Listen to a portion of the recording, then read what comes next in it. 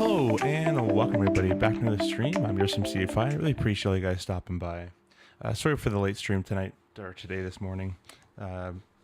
Just was waking up from last night's endeavors that we got already, and we're back on stream here in the beautiful 777, which you guys can't see because OBS is deciding not to show you. Let me fix that. I'll put that on just for now, but we're going to try to fix it here.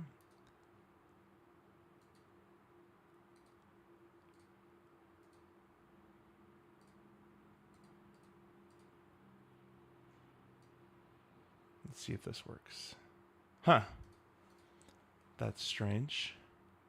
I'm also having a problem with my vPilot not working, which is also strange. vPilot says make sure the flight is loaded. So it's something like, oh, that makes sense. The entire sim froze. Okay, that makes sense. We're off to a good start.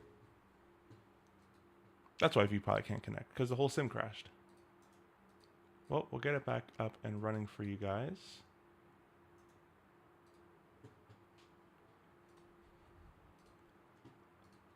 Off to a great start as usual. Put that. In the meantime, we'll start up the sim again. Appreciate you guys stopping by and sticking around and waiting as well. Thank you so much for that. Burke, hello, welcome. Maddie, how's it going? It's going well, except for the sim. But yeah, I don't know what caused this to crash. All I did was load up and press GSX, but we're just not going to use GSX. I'm just not going to use it. It's cool when it works, but it never works, so I'm just not going to use it. Yeah, it was weird. I was trying to load him to vPilot, and vPilot's not loading. I'm like, that's strange. And I still heard the sound, so I'm like, well, the sim's still running. But then I tried to click on it and move around and got nothing. So we will simply just restart the sim. But anyways, guys, if you guys want to check out any of the hardware we're using, it's going to be in the description. So feel free to fill your boots looking down there. The sceneries I got. The St. Kitts is from Sim Market. The Grenada scenery is from Contrail, and then I'm just using default Ngia. I don't know how to pronounce it, but the first airport we're going to, TAPA, is just default scenery we're using. I'll show you guys with the camera here. On the left side, we're using the Winctrl PAP3 and also the PU Air Korea 777 lighting panel. So we'll be using this. I showcased this a little bit more on stream last time. Those are all out. And then on the right side, we got the Moza AY210 yoke here for you, which is all force feedback as well. Chili, hello. Welcome, welcome. Thanks so much for stopping by.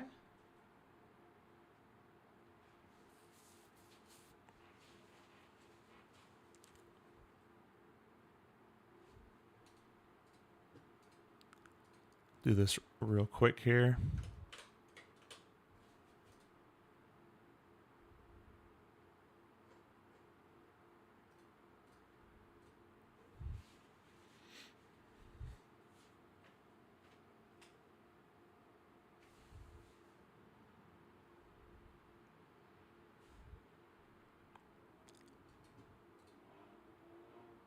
All right, we'll kind of let this load for really quickly, and we should be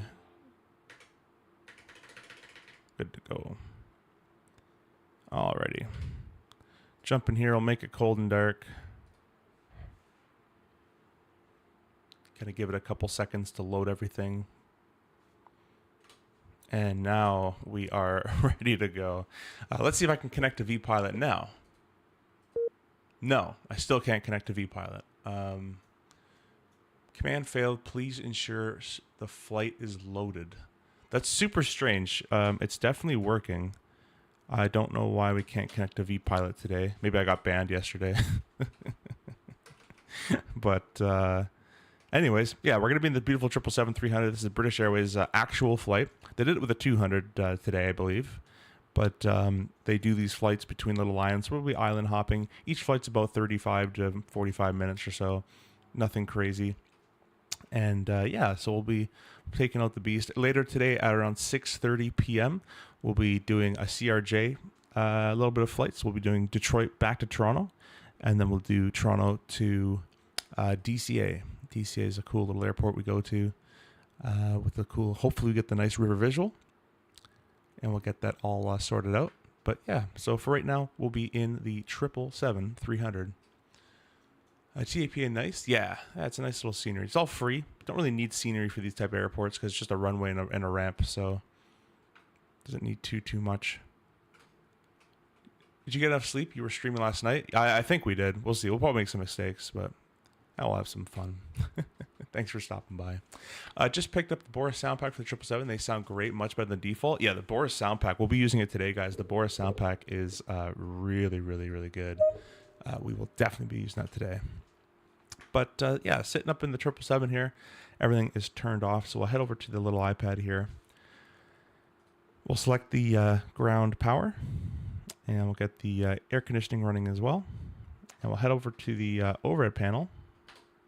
We'll select our battery master on, and then we can select our primary and our secondary. There we go. So our ground power has been connected. It takes a good few minutes actually for all the screens to pop online.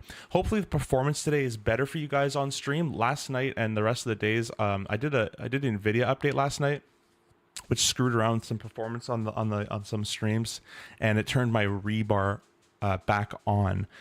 So I was getting that resource exceeds GPU last night on the 737 stream, but I turned rebar back off, and now we're using 9 gigs out of 15 VRAM. So we should be more than fine. The performance is buttery smooth on my end, and hopefully it's buttery smooth on your end. So yeah, those NVIDIA updates usually screw me up. But anyways, we're going to go from top to bottom, left to right. The AIU can get on. The passenger utilities can all get turned on as well. IFE screens, things like that. That's it for that left-hand side. Our emergency lights can be armed. Our window heat can be selected on. Hydraulics can stay depowered for the time being. No smoking is on. Passenger signs stay off till we're done fueling. Lighting down here is all fine. We could do a fire test, cargo and APU. That's been completed.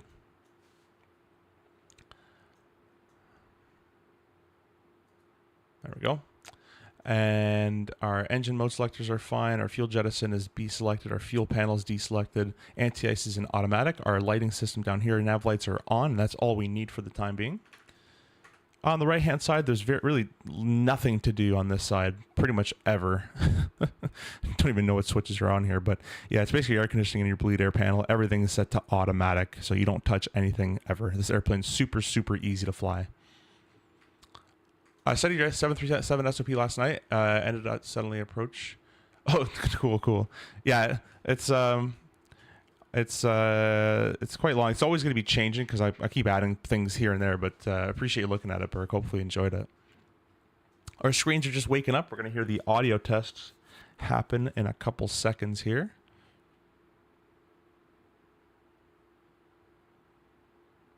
At least you should. Either way, there it is. There's the audio test. So I'll head over to the FMC. We'll press FMC. We'll clear that. Position. Next page. GPS. Previous. Throw it over. Route. Request. Let's actually, before we do that, we'll go to the iPad and we'll go here. Electronic flight bag. Request. Back to this. Request. Sim brief. Set the payload. Set the fuel. Select the route. While the route is uplinking, I'm just going to quickly grab a drink of water.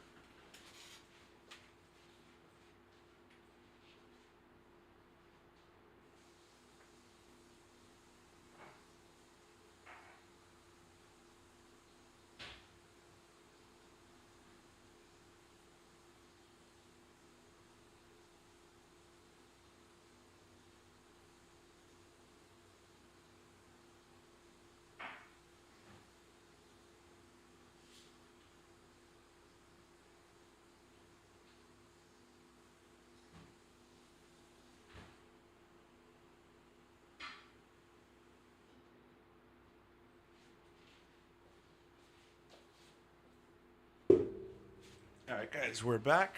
The route uplink is ready. Descent forecast uplink ready as well. We'll press, clear that as well. Clear that as well. Clear that. Oh my gosh. Press load.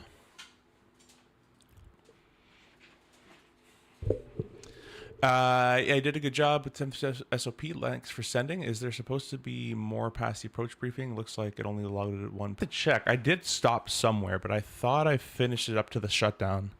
I'm pretty sure. But I'll have to check that for sure. Thank you guys all for watching, by the way. Appreciate you guys. We've surpassed, last night we surpassed 16,800 subscribers. So oh, we just lost one. We're at 6,801 now. Oh, well, that's fine. We'll press activate and execute. Departure arrival. Well, there's no SID at all. We have just departure runways. So if you go down here, departure, it's a 110 at 9. So I'll take 07. Execute that. Index, arrival. No arrivals either. The weather over there is 130 at 12. So we'll take the RNAV 07. And now where should we take this RNAV 07? Let me quickly get my here.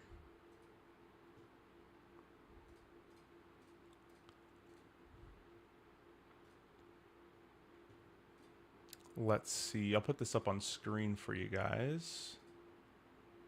There you go. TKPK. This is the flight. Look how short this is.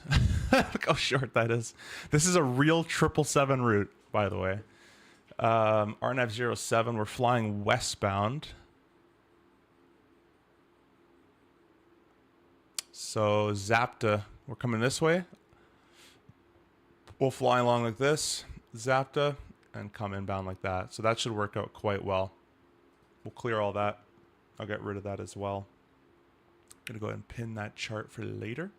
Zapta right there at the end. We'll execute that. Route, performance, accept all that. We can type our 0 fuel weight in. They got us cruising at 10,000 feet. The flight plan, let's see if the flight plan agrees with that. The flight plan says 10,000 feet, so that works for me. Thrust limitation page, we'll go over to the FMC, or the iPad here. Press performance tool, and we'll select runway 07. We'll import, we'll calculate. And we got a takeoff 2 of 45, should spit out an N1 of 90. So takeoff 2, 45, 90.3, that's above 90, so we can take it. In there, flap of 5, 44, 48, 55. 43, 48, 55, that works for me. So our FMC has all been set up. We can click route copy. So we have a secondary flight plan just in case we lose the first one for whatever reason, or we have to make edits to it. We have that all completed. All right, guys, well, we're about 10 minutes prior to push, probably even less than that. So we'll go ahead and select our APU. Where fueling has been completed, so the APU can be started. Left aft fuel pump on. Press it over to start. I'll give you guys some sounds outside. You guys can hear it outside here.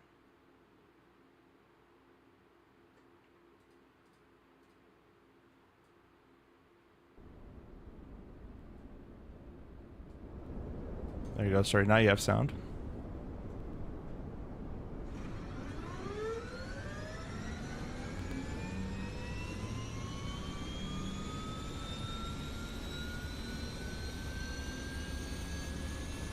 Who unsubbed? I don't know, Brick. It fluctuates. It all just changes around.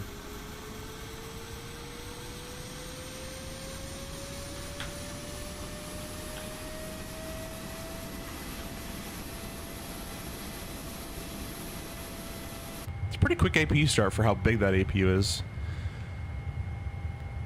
Maybe I will take this flight. Yeah, in real life, yeah, it's a cool little flight. It's a cool little one. The APU is up and running, and while that's up and running, we can go ahead and preset our MCP here.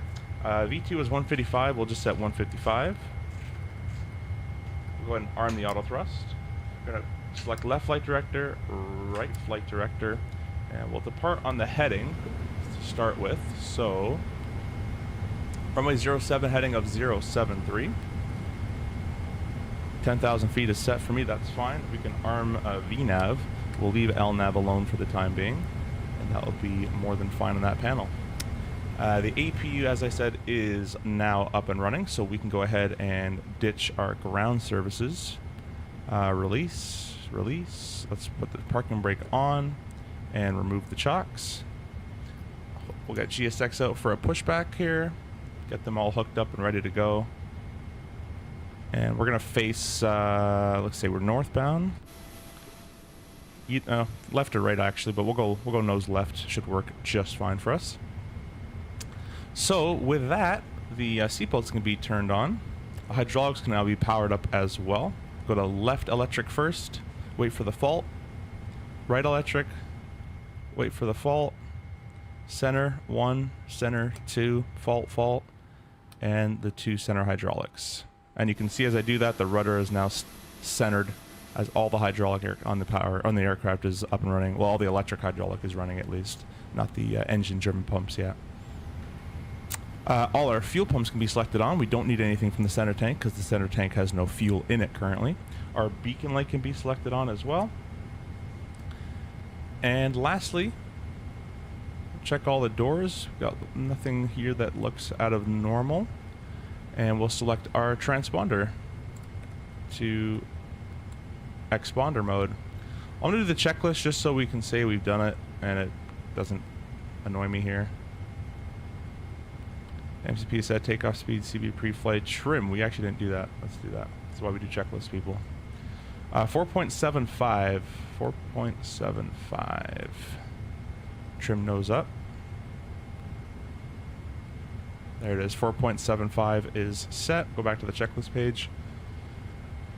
Before taxi, we'll leave that for later. We'll go back to the engine page and we'll leave that there. Everything is going swimmingly.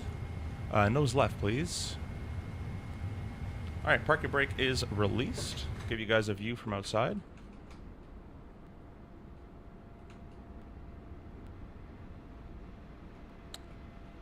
Is it $800 though? I don't see it being that expensive. It's like a 20-minute flight, but maybe it is. Aviation Bros, hello, welcome. Thanks so much for stopping by. Hope you're doing well today, sir. You might know the problem, Aviation. I'm having a problem on vPilot. I can't sign in. It says command failed. Please ensure that a flight is loaded.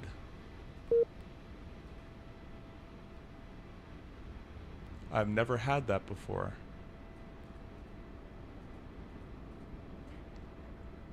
I have to just uninstall and reinstall the vPilot maybe. Anyway, let's go ahead and start up our engine. So we're using the Boris AudioWorks sound pack for the 777 today, and it sounds glorious. So we're going to go ahead and press start. We have fuel flow and oil pressure there. Not fuel flow, but oil pressure. Parking brake is set. Put the sounds up for you guys, and I'm going to mute my mic. Listen to this beautiness.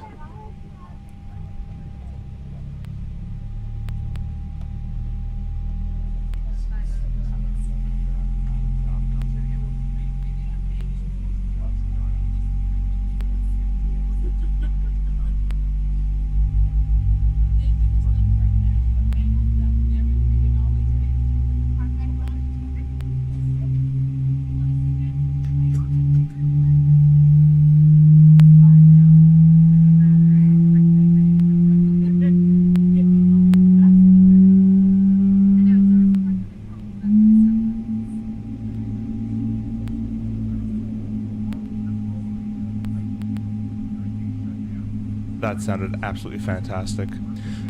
Try running vPilot in admin or not in admin if you already tried that. I think I tried admin, so let me try not admin. Yep, it works now. It didn't like admin mode. That's strange. I don't think anybody's online. Let me make sure I didn't connect into like into an airspace here. I don't think I did. No, there's absolutely nobody here, I don't think. Yeah, there's nobody here. So we are now on VATS. Thank you so much for that, Mr. Aviation Bros. Yeah, I need to know the problem. Guys, go check out Mr. Aviation Bros on his channel. Makes really, really cool cinematics. He's also the channel who made the trailer for GFX, this tool right here that we're using today. GFX, which is like kind of an effects thing where it gives you like condensation, better contrails, wing vapor, vortices, all that kind of stuff. So that'll be coming out very soon. And Mr. Aviation Pros is the channel behind the trailer there. We'll start number 1. Oil pressure on 1.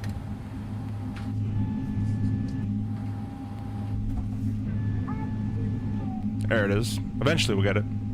Put the sounds up. Mute mic.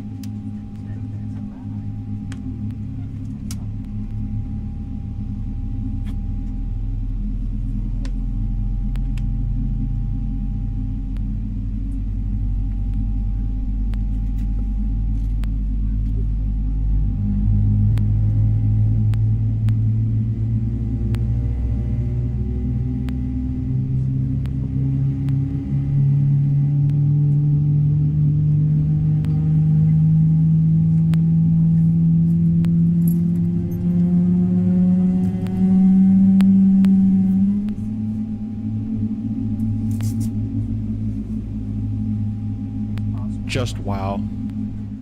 Just wow. We're going to bring those sounds down a little bit for you guys. And we'll do our after start checklist. Are you guys ready? You guys ready for the after starts? Guys, I want you to pay attention. Get your notepads out. Get all your reading material you've ever learned about aviation. This after start will be a little tricky for some. AP off. That's it. No, it's not. That's not it. Flap 5. Auto brakes, RTO. Now that's it. I'll give you guys a view. These guys don't work. These guys don't work at all.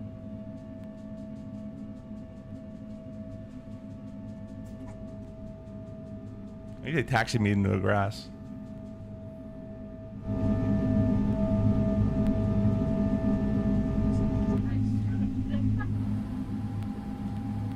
Anyways, we'll bring those sounds back down a little bit for you. So, we'll do the checklist. Got auto brakes, RTO. The APU is on cooldown mode. Parking brake is set. Passenger sign's on. Door manual. Oh, you know what I forgot to do? Let's arm all those doors, eh? There you go. Checklist page. Before we start checklist, the anti-ice is automatic. Recall is checked. Auto brakes, RTO. Flight controls. Alright, we're gonna go full left. Full right. Nose down. Nose up. Neutral, rudder, full left. And full right. Flight controls are checked. I'm gonna lock my office chair wheel real quick.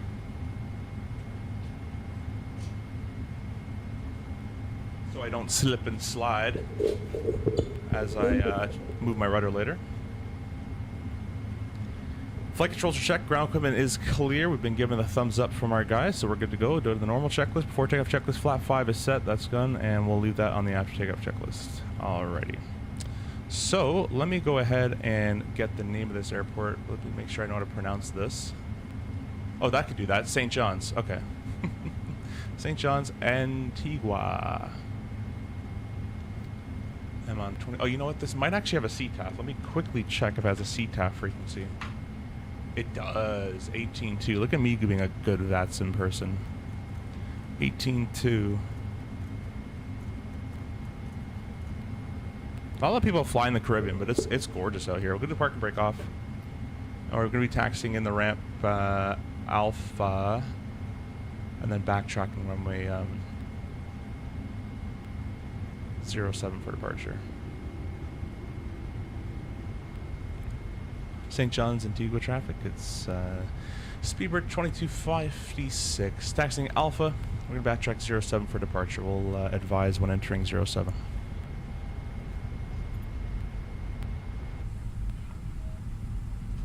There we go on our merry way. On our, how long flight is this? 29-minute flight, 777, real world flight. These are the type of flights I like. But we're not going to be doing just this. We'll be doing, we'll be going back to another Caribbean airport after as well. It's super bright out here, but it is the Caribbean, so the sun shines bright out here on the pavement. You have to file a flight plan on VATSIM if you're not controlled airspace. You should, because you won't show up on the VATSIM network properly, I believe. And if someone does pop online, then you're going to want to make sure you have a flight plan.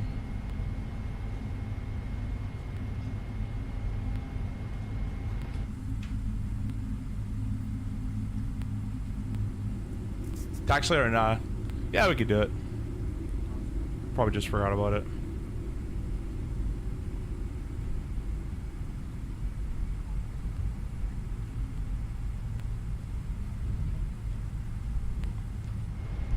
Get a good little wing view. Let's get our PU. You know what? Let me show you guys the PU Air Korea lighting panel.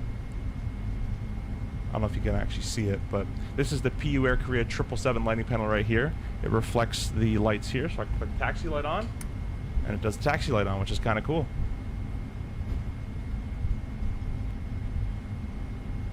Hello, how do you find these short real-life flights? All I did was I looked up online shortest 777 flight, and this is what came up.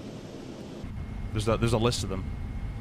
St. John's traffic, speedbird 2256. We're entering runway 07, backtracking for departure. Yeah, just look up online shortest 777 flights.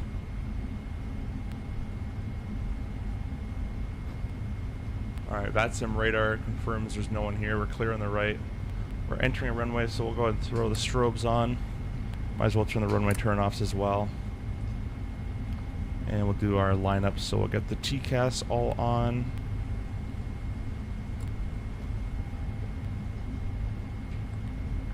Traffic mode on that side, traffic mode on that side. The wing control, all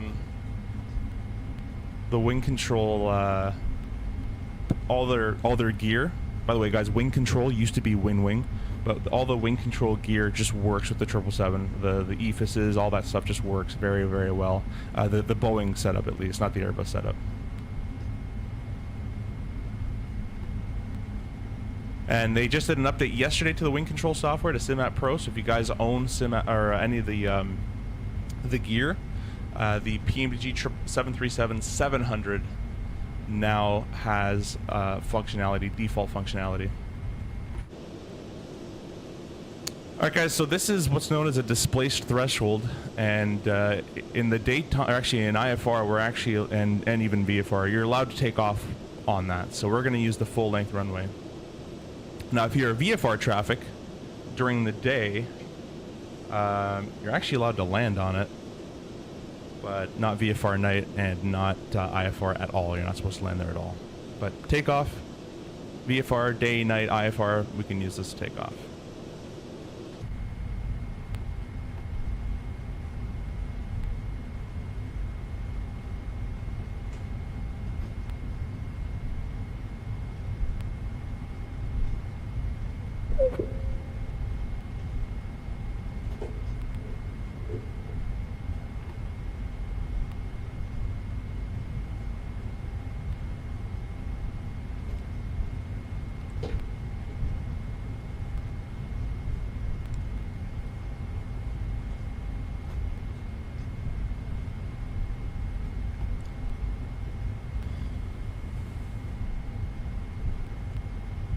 Alright, we'll take a look on the left-hand side here. These lights shouldn't be here, but that's fine. It's funny that these have actual centerline lighting. You could land on the threshold, but a lot of small airports here, you would destroy your gear. They don't maintain them. Oh, that's not good.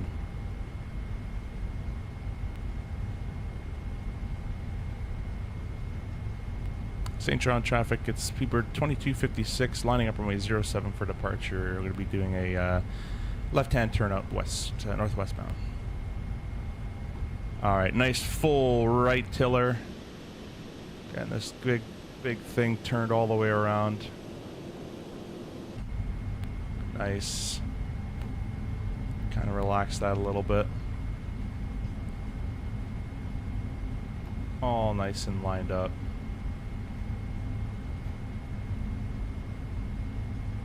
Go ahead and just kind of squeeze a bit more, just so we kind of get the whole airplane on it, and we'll come to a nice stop here. We'll get the lane lights all on. 1, 2, 3, 4, 5. The strobes, taxi, everything's good to go. Line check's complete. Let's go ahead and run these engines up. If you guys are members of the chat, please get your flex emojis in chat. Here comes the sounds and toga mode.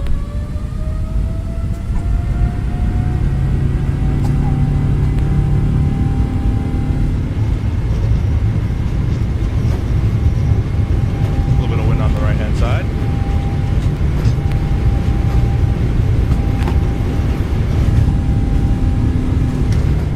V1. If there's any, today, let's rotate.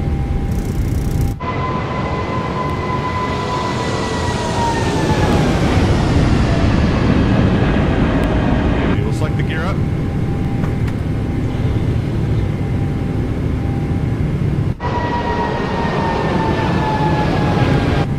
Is there any engine condensation today? No, it doesn't look like it, unfortunately. Look at the views, though. Absolutely gorgeous view. Thrust ref VNAV speed.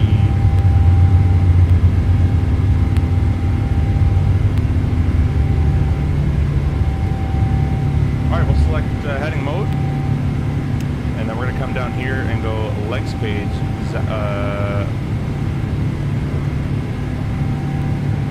Just over self-direct and LNAV mode.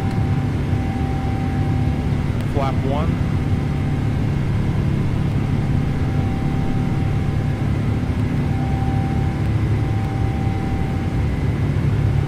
Flap 0.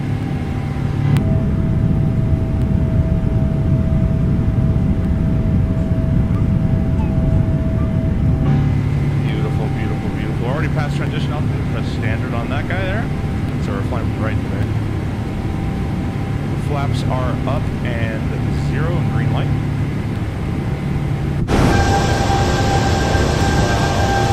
This still looks better and better every day. Might just fly this entire flight. We could just hand fly this whole flight.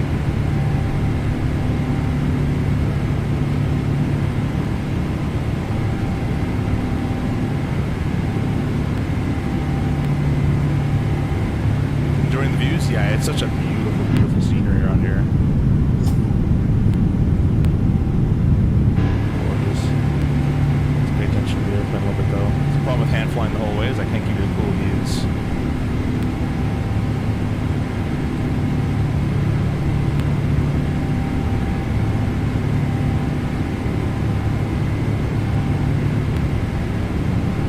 Screen's a little bright, or a little dim. I'm gonna try to brighten this thing up a little bit for us here.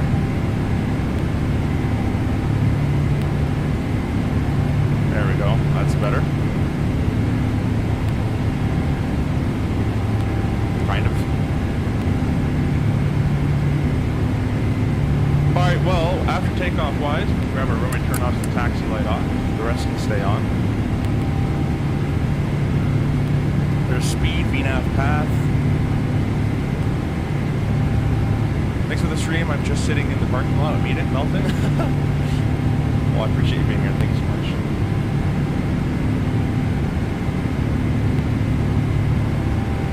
Nine for 10,000.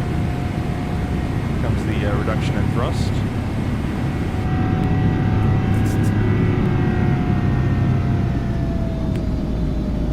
Wow. What great sounds.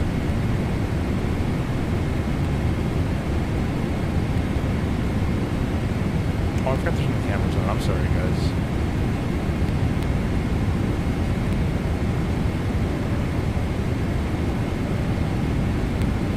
Down here, we're going to go just direct to that.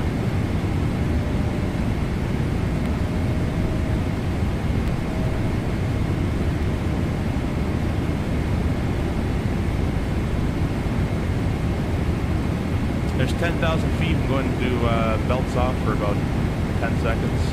Landing lights all off. The pressurization is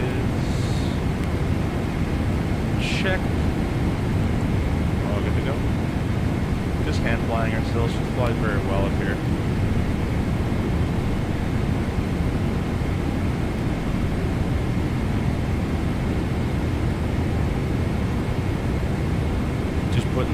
on the thing. See how well it stays trimmed up. We're just going to leave like that. But checklist time. I'm going to start doing these a bit more. App shake-up checklist on gear flaps up is 0. Is all completed. Descent checklist, the recall.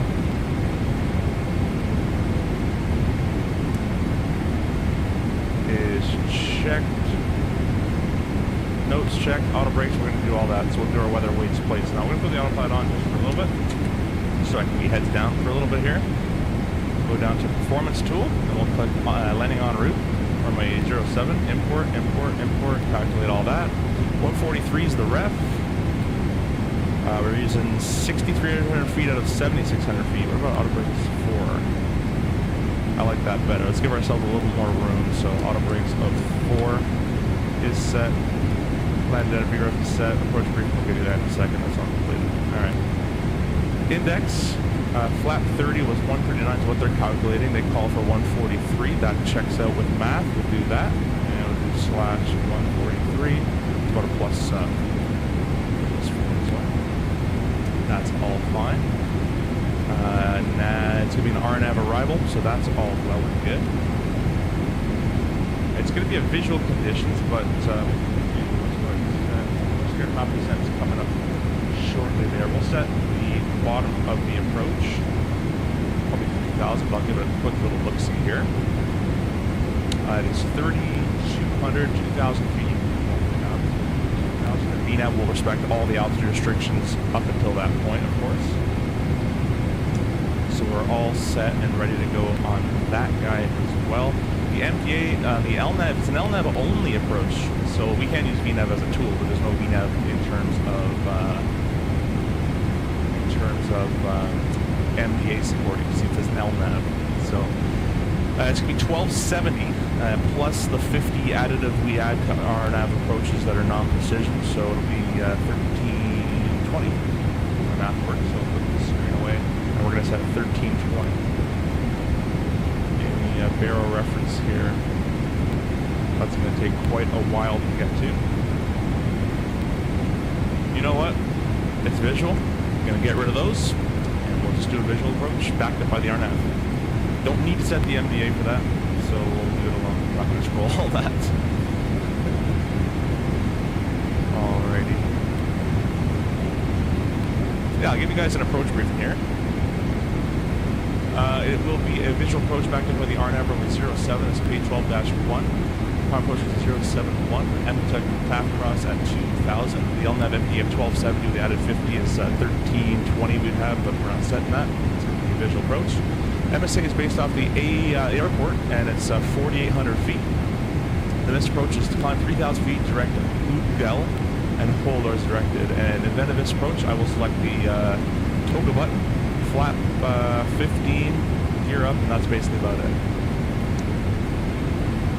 Coming down here, it's going to be a 3.45 degree slope, so a little steeper that the VNAV is going to be following. That doesn't mean we have to follow that visually. That's just what if the VNAV is going to be working, that's what it's going to try to do.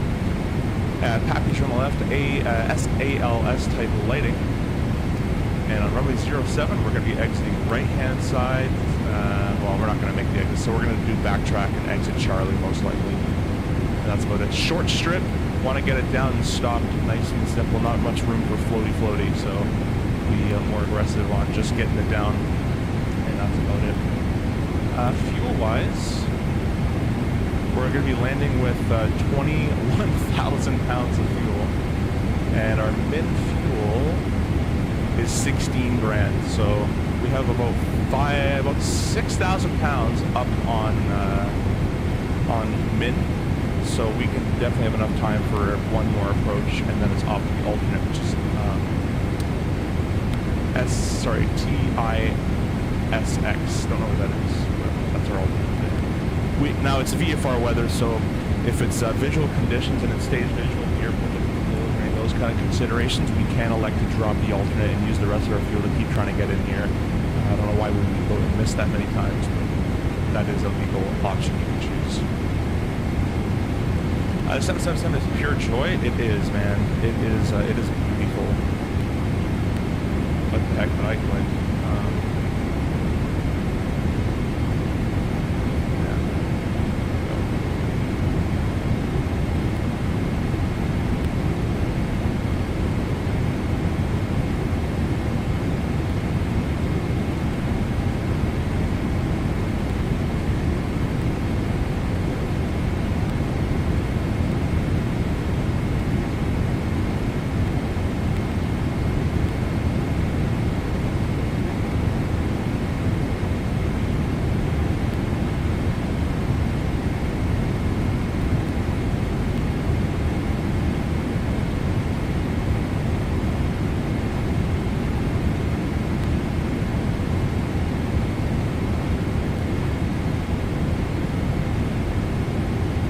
temperature, and I'll reshade off, see what it looks like here.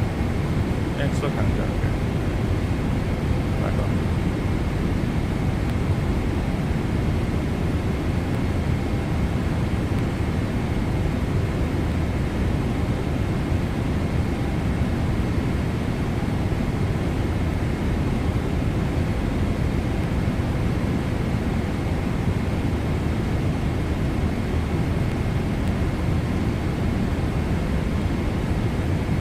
So in order to fly VATSIM, you probably need Navigraph subscription for the current charts. And yeah, I believe that a new VATSIM rule that got issued on maybe like last year is you require up-to-date nav data.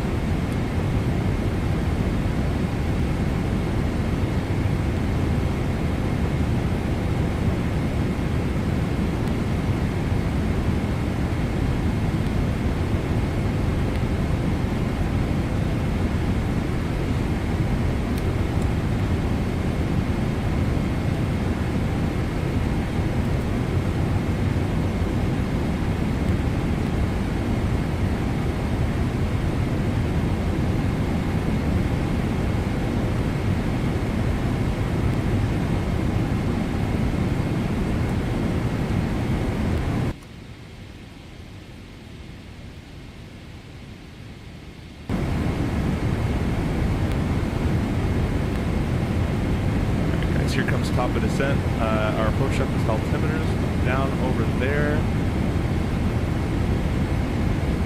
1014. We just gonna set that right now. Sandwich.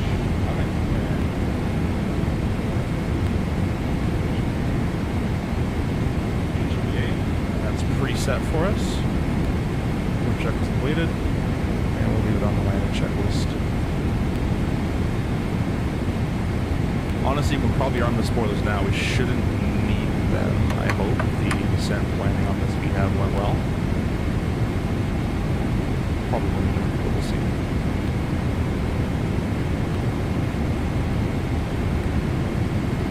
That makes sense. Thanks, even with the VOR to VR type aircraft, though.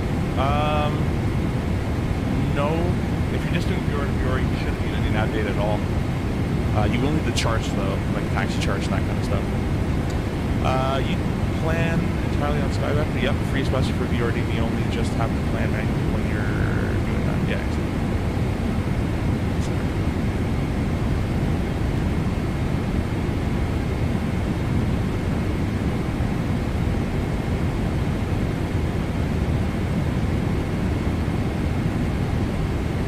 Thank you for all the likes, guys. Appreciate it. People are pressing no that they can't press the like button, which is kind of funny, but that's some troubles. That's all fine. People hate tacos.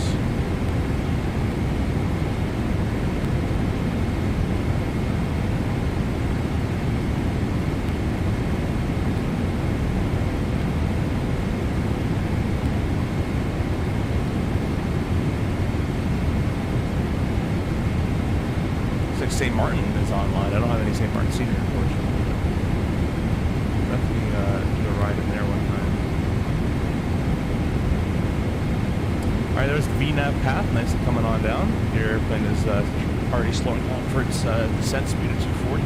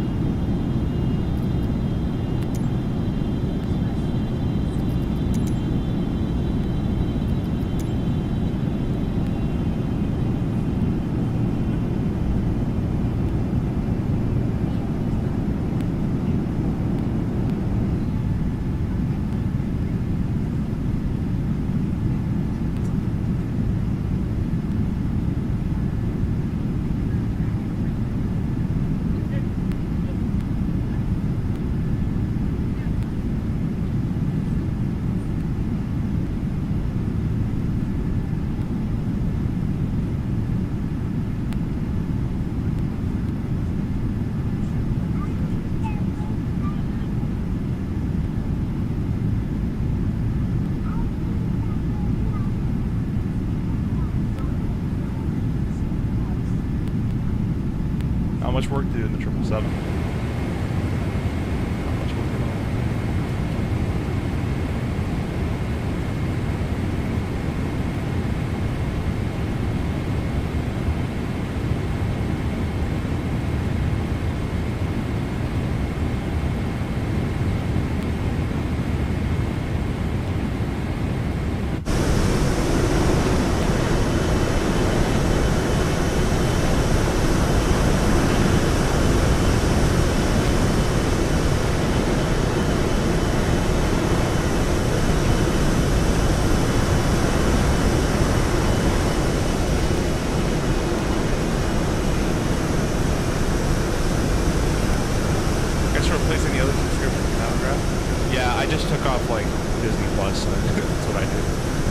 I use it a lot more. Mr. Captain Jack, hello, welcome. Hey, buddy, I'm on top of Cheyenne Mountain, Colorado Springs. Radio will be 9,000 feet. Wow. Wanted to say hi, look for the show. Thank you so much, Captain Jack. Probably getting the greatest reception from that thing. That's crazy. 9,000 foot tall tower is ridiculously crazy. 9,000 above sea level, I assume. I hope you're not like that.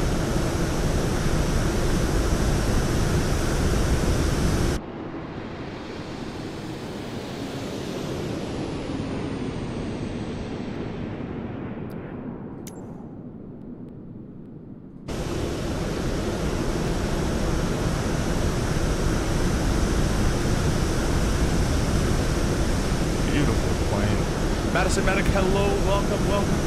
Thanks for stopping by. Hope you're doing well. Our first flight of the day here.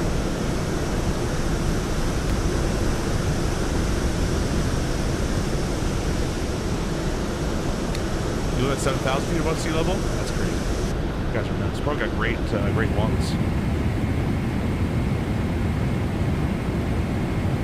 Alright, we're gonna select flap. I want to flap 1, but let's see if we can flap 5. I don't think we can.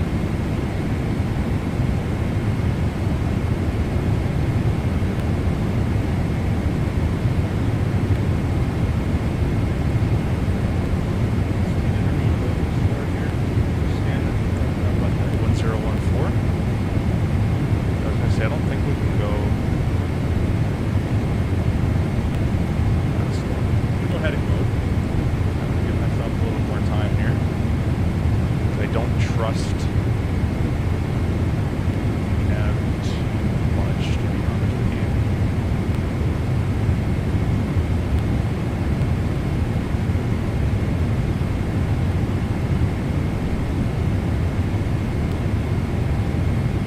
We got slat 1 out, so we got some slats out currently.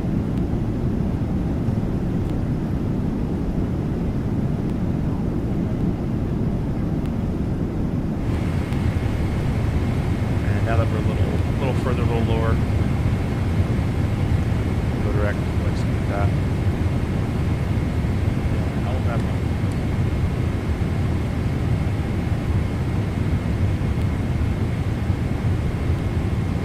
I wonder if I can do this. I don't think I can. This is a CRJ thing. No. No. Sometimes in the RJ you can actually tell the path you want to have to do. Oh, wait, maybe right there? I can't change it.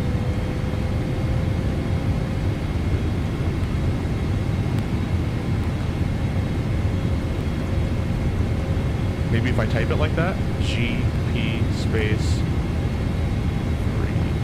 3.00. Nope.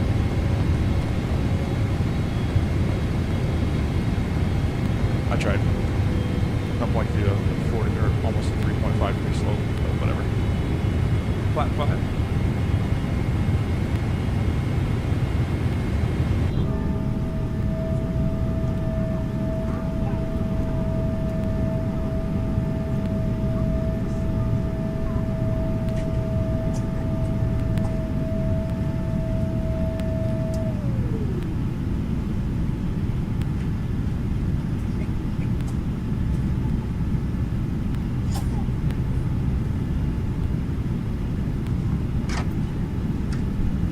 It gets hot here too. The DA can be very high. Yeah, that's crazy. Gotcha, Mans. Talk a little louder than your voice. Let me go and lower that. Oh, sorry about that. That sounds like cranked. Thank you for that. Don't forget seatbelts. You know what? That's a good point. Do we need to let them sit down? Reiner wants to keep them standing up.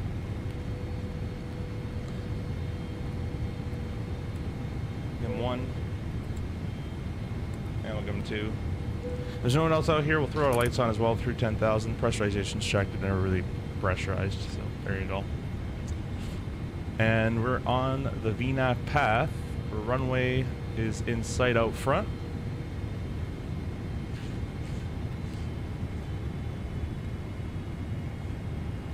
Gonna go ahead and go gear down.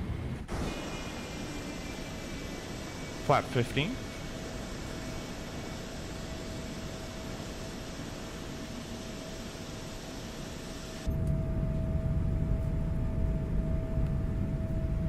Standing seats sound great. Yeah. Didn't you see that interview? I hope he was joking. I'm not sure if he was.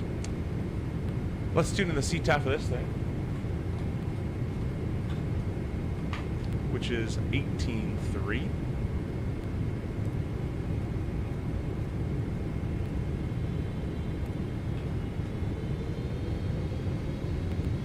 And this is St. Kitts.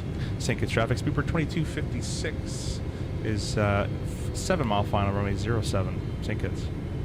We're gonna go speed intervene. We'll bring it down a little bit more. We'll flap. Actually, we're not even at the rate altimeter activated yet, so we'll keep it quicker. Keep it 170 to 5 or so. And then the can't really press approach. Yeah, there's no low glide slope. I don't know why. It's weird that it arms low and glide slope, even though there's no ILS tuned in there. But we're gonna set 3,000 feet. 2,500 for the missed approach.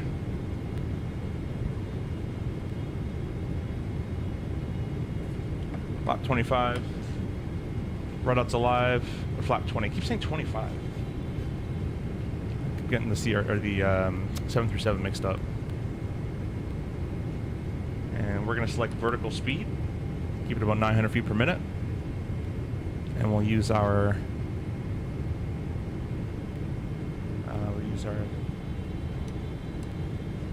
little path there to help us indicate what we're doing. I'll go 1,000 feet per minute just for a couple seconds there. Flap 30, and we'll go right to VREF. No one ahead of us, so let's go ahead and go landing lights all on. We're showing pretty much on the path there.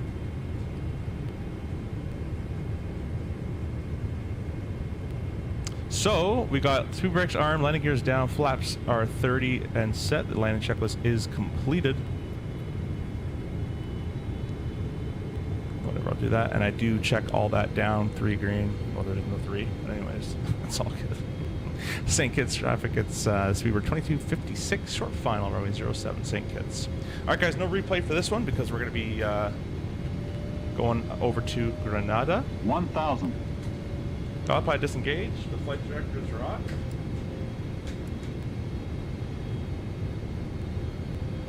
Oh, that's interesting. The snowflake doesn't stay on. I wonder if we're supposed to keep the flight directors on. Yeah, in the RJ, we get rid of it. That's actually a requirement on a LNAV approach, but probably not the triple.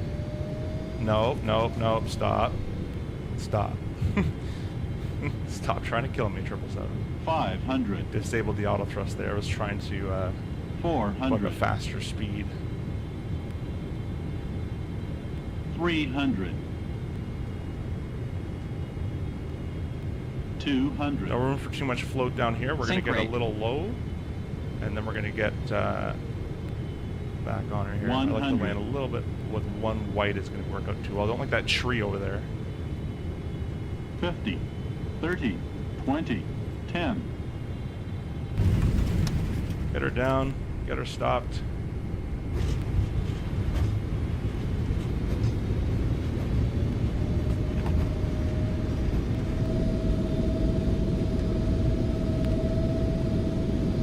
It's auto brakes 4. Manual braking. Oh, we got tons of room. Looks like we can actually make the first exit here. Yeah. Auto brakes are off. Yeah, that was kind of weird. I think it didn't like me doing my flight director off and back on. The airplane bugged like 155 or something like that. And I'm like, let's not add a chunk of thrust right now. So I just quickly hit my little auto thrust disengage buttons. These buttons right here, I have it mapped. Oh, this is not going to be a nice turn for a 777 to take. So let's do this. This is going to be a very strange turn to take with a 777. There is a turn bay at the end, so let's just go take the turn bay. It'll take a bit longer, but that's fine. The RJ we can crank it over, but not going to do that in a triple. Reset our flight directors. Cancel that again.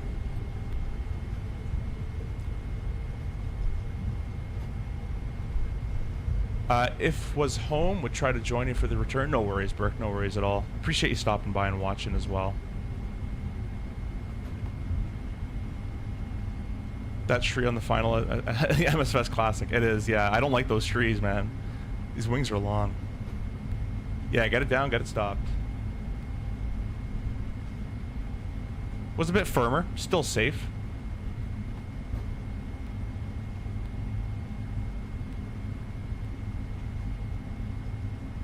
St. Kitts traffic, it's Beeper 2256, we're backtracking runway 25.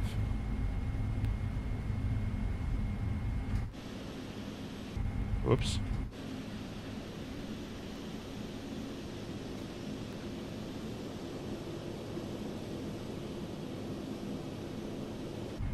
Yeah, I was going to try to eyeball it and exit that one, but it's just smarter to do the whole turn.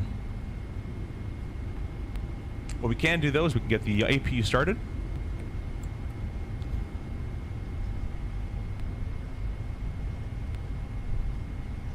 Now, our next flight that we're going to do is actually a bit longer, about an hour, believe it or not.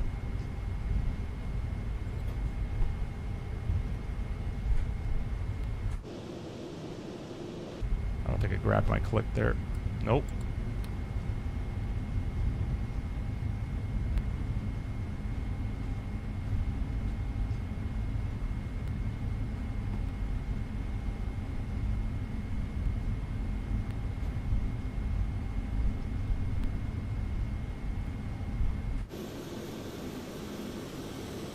There we go. That APU is nicely starting up. I think we're going to clip that tree. Oh. We might be fine. Alright, let's go flaps to 0. We'll get all our lights off here, including taxi and strobe. I'm going to slow down a little bit. This is payware scenery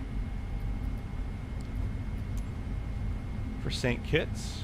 There's 0 parking available according to GSX, so we'll just pick a random spot. The APU is running. Let's go ahead and kill number 1.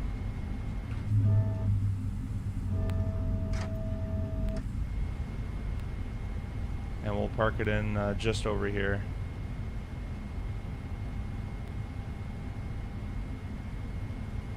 A little bit of right engine.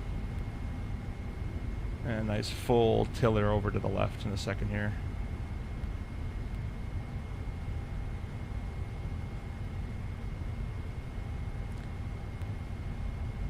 We need some in-flight entertainment for the long-haul flight. Yeah, it'll be a long one.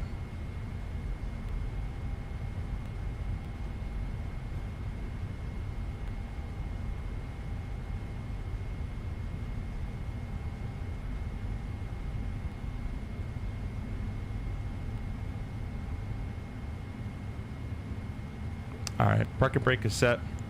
Stop number 2. Beacon light can be turned off. Our seatbelt signs can be turned off. Hydraulics can be depowered. I don't know if they do an opposite order or the order they start with, but we'll just do that. Call it a day. Fuel pump except for the left forward in the 777. And that is basically it for the overhead panel. Oh, you know what? I'm used to... Oh, there we go. I'll get it back. My Honeycomb Bravo didn't go to the right selection. Let's go over here to the iPad, and I'm just going to get the next flight all loaded up. I think I already have it ready to go, so I'm going to press request.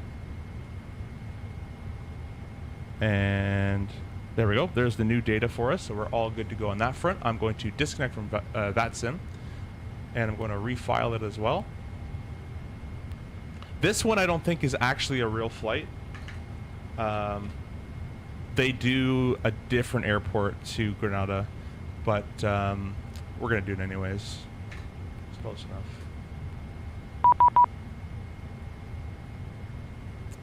Just going to pre-file it real quickly. And we'll connect. There we go. So let's get some ground power on so we don't waste too much fuel here. Ground operations. I'll set the chocks. We'll request the ground power, air conditioning. We can get rid of the parking brake now that the chocks are in place.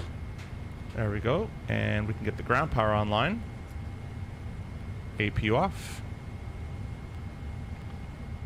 We'll go down here to the FMC. Request. Sim brief. Set payload. Set fuel. Select route.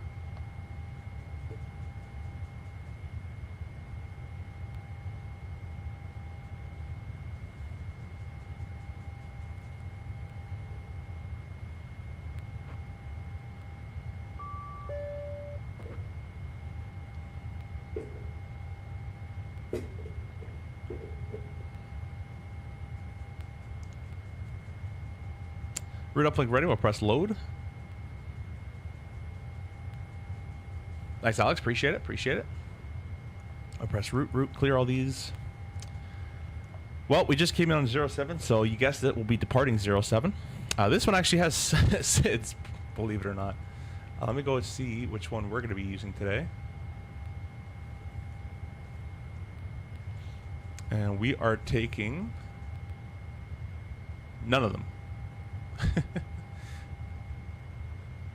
Yeah, it just goes direct SKB, so no SID for us, just runway heading is fine. And then our arrival, we're most likely taking the 10s. Let's see here. Yeah, that's correct. So we'll take the RNAV runway 10, and that will be via, looks like we're flying basically straight south. I'll put the chart on here for you. We're flying pretty much southbound. I'll get this up, chart this one here. So we're coming in from this direction. So we could take Beaton. Betten should work quite well. Awesome. And because there's no ATC here, I'm kind of just going to go direct Betten. We're going to call that the flight plan. Activate, execute that. Route performance, we'll accept that, and let me get rid of the Navigraph in the way there. Sorry about that. 0 fuel weight's been loaded. 350, there's no way. Wow, we're going up to 380 at once. All right, let's do it. Thrust limitation page, performance tool. We are going to import, and calculate. Takeoff 2 with 45, same as last time. Takeoff 2, 45. Takeoff, CG, flap 5. 46, 40, 50, and 56. We'll go up top and start the APU once again. And 45, 50, 56, all matches there. We can set up our MCP. 156.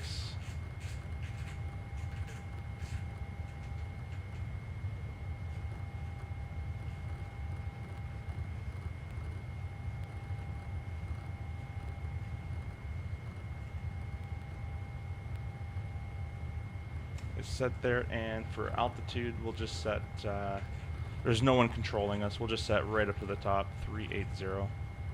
There we go. Right flight director, left flight director, we can arm the VNAV, and we'll leave it like that for the time being. I'm gonna go up top, arm get our hydraulics all back up and running. It's a quick turnaround on this airplane. Get the belts on as well. Whoops, auto.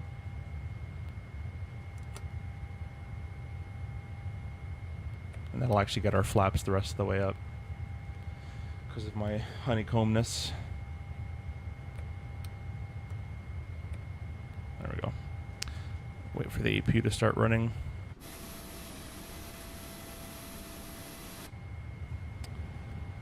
And I'll be good to go. Alrighty. Well, we'll request GSX for the push.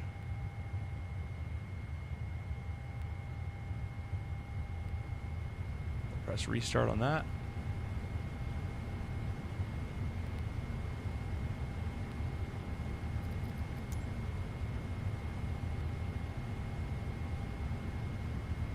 Huh. No pushback.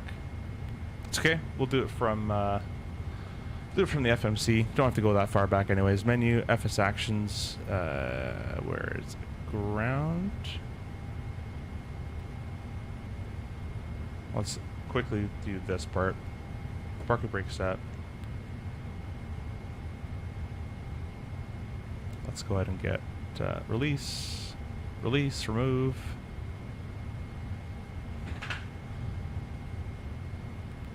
That's all armed. That's all fine.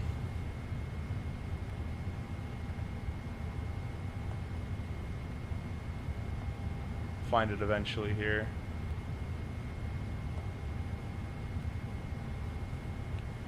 Oh, pushback is grayed out. Well, you know what? We might be able to do the turn. See how there's the turn here? And obviously the RJ would make that. Don't know about this thing.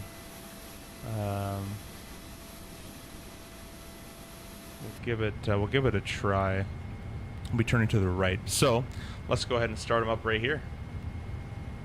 1, 2, 3. Starting number. Let's turn the beacon on. Make sure the transponder is still on.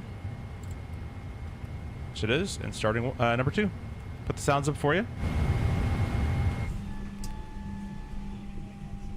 Oh, fuel pressure. Oil pressure. There we go.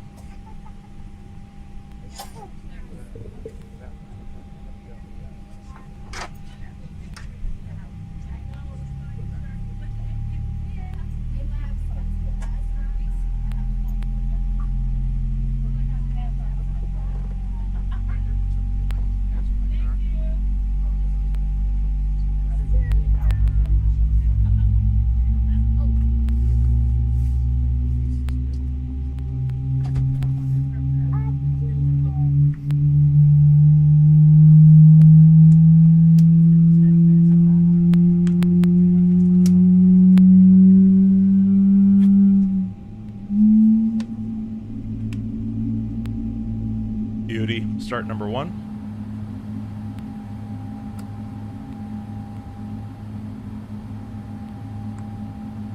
Got the oil pressure.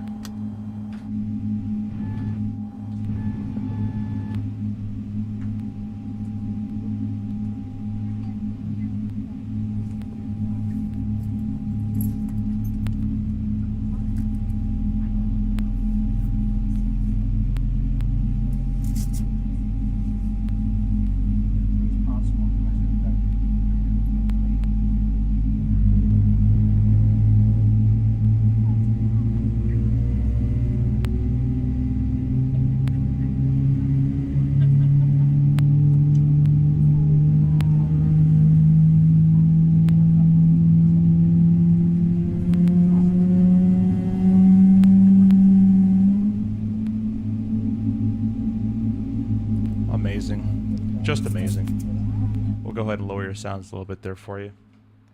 A little bit less. There we go. We'll do the after starts right here at the gate. We do this sometimes in the RJ as well, actually. We just start up like this. We just turn out. So the after start checklist, that's gone out. AP, you can come off. That's it. Let's go auto brakes RTO.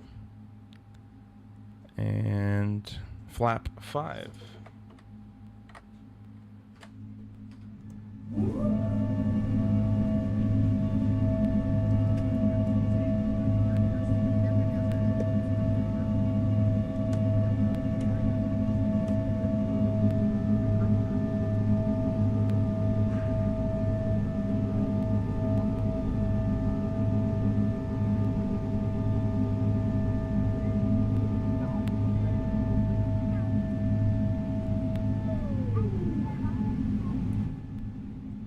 Nice. We'll bring those back down. All right, parking brake is coming off. And it's going to be a big right-hand turn. We'll put some right engine up. Sorry, some left engine up. We're starting to move. Tiller all the way to the right. And away we go from St. Kitts. Not a problem for the 777 to make that turn.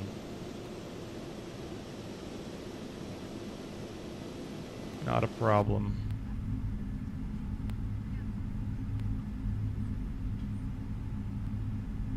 Like to go idle thrust when you're facing a building like this. See that? So we're idle thrust right now, just kind of coasting our own power. And now that we're away from the building and not blinding anybody, taxi light can come on.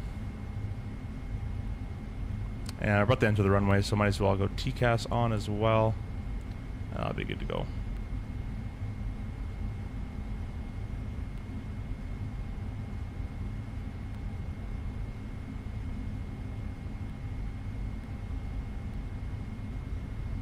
St. Kitts traffic, speedbird 2250.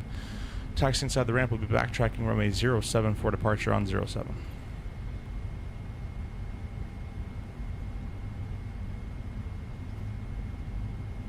You guys hear this sound when I move my thrust levers?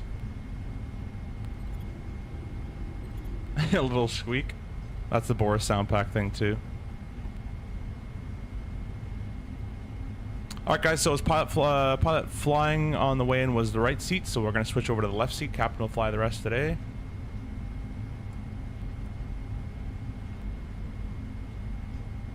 Sync traffic, speedbird 2250 is lining, correction is entering runway 07, backtracking 07 for departure. Alright, strobe lights can come on. Turn offs can come on as well.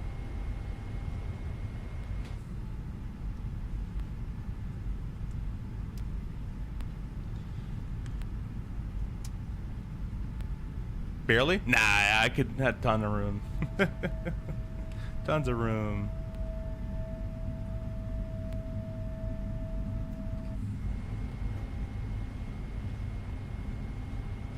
Take a look at our brake temperatures, as it's pretty hot around here. We haven't gotten a warning, so that we're all good. Just I'm kind of curious more than anything. Yeah, we're good. We're all in the white, so that's all perfect. It's very important not to over smoke those brakes on a warm day like this, especially if you have a quick turnaround. You'd not want to do that.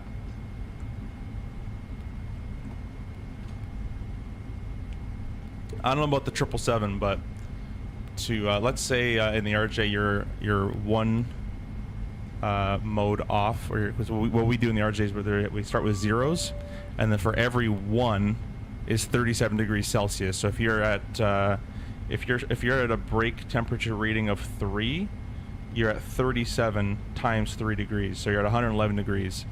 We can't depart more than a 6, I believe. After it's 6, it turns white into the 7s, if I'm not mistaken. It might even be 5 actually.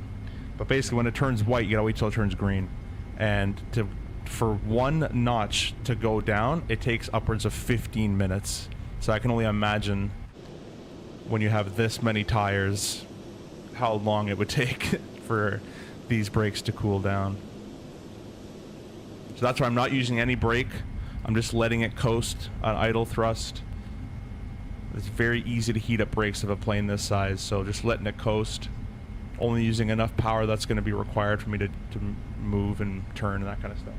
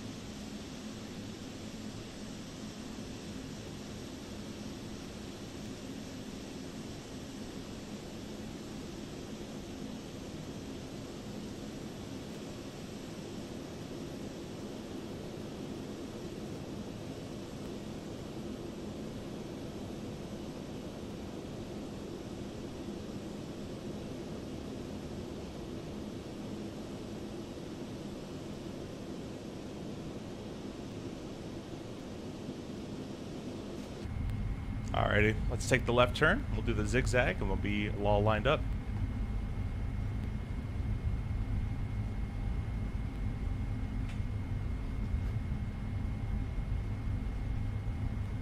A little bit of braking in this straight line here, just to get under about 10 knots or so. Very, very minor braking.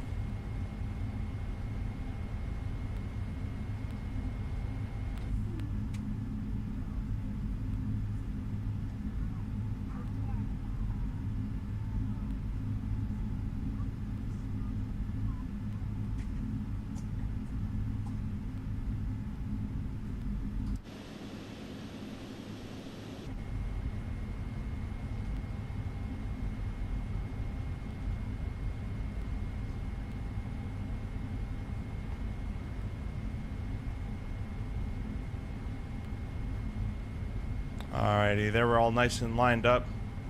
Come to a stop there. We'll throw our landing lights all on. And I guess I didn't do any of the checklists, did I?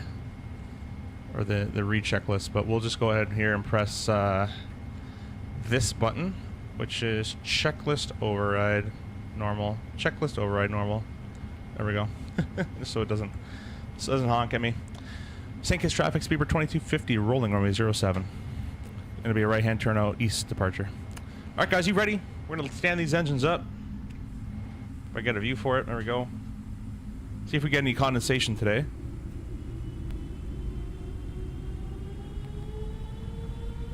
Toga!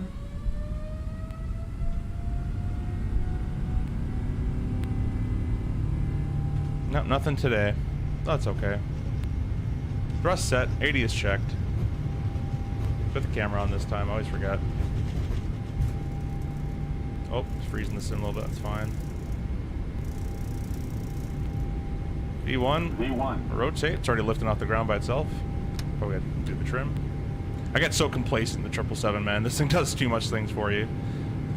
Just a positive rate. Gear up.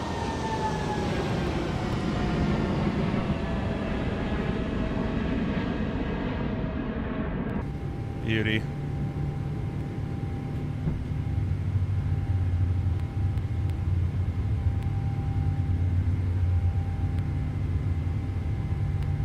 Alright, we're gonna press LNAV mode.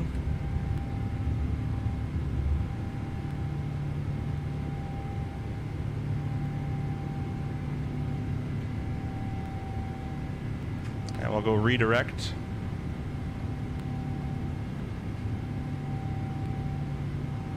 There we go, we'll start nosing down a little bit. Get that speed up.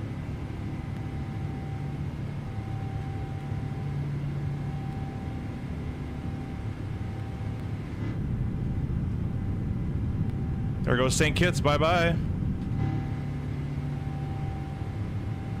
Flap 0.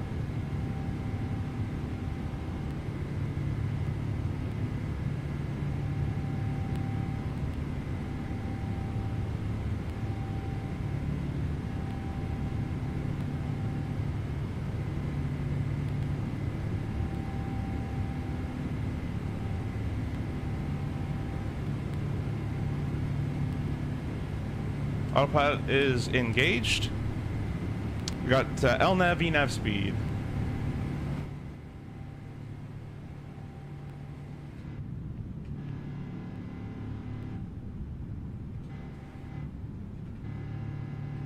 There we go, holy.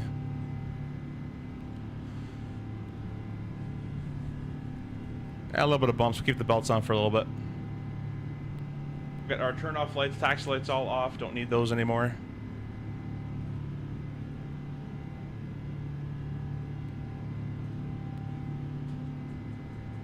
Watching the Twin Beach. Yeah, this must be great flying to do as a career. Really, really fun, cool stuff.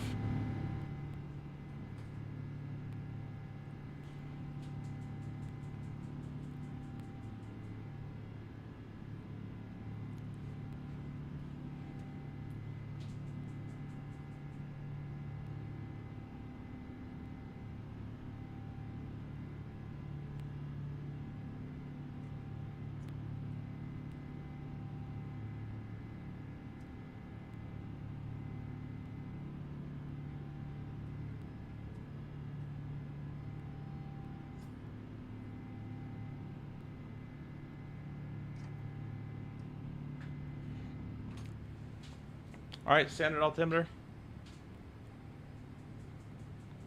We're about to be through 10,000 feet. Here we go. Lights off. Pressurization is checked, and it's been smooth enough. The belts can go auto.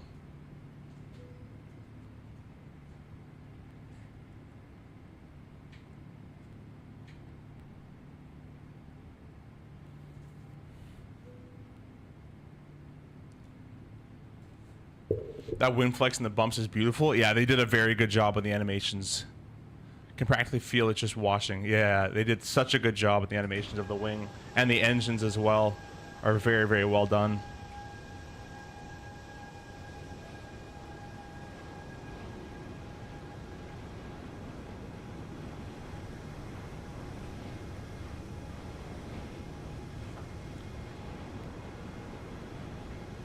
Caravans for a career? That'd be cool too. I would want, I want 777 island hopping. That's awesome.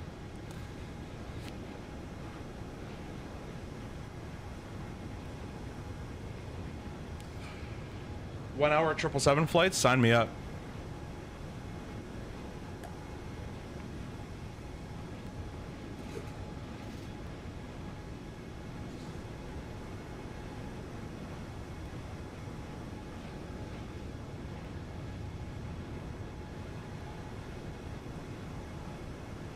Sign me up.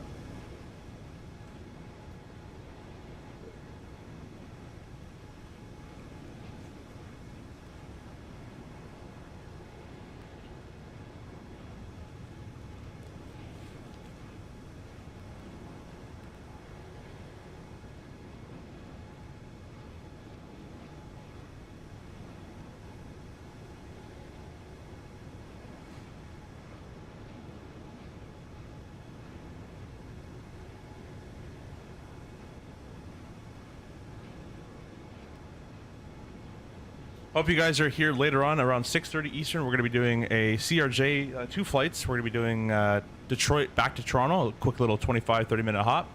And then we're going to be doing Toronto over to DCA. Ronald Reagan Airport. From Fort Lauderdale to Bimini is only like 30 minutes in a caravan though. That's true. Yeah, it's not too bad. I love when top of climb and top of descent are within the same range ring. That's awesome.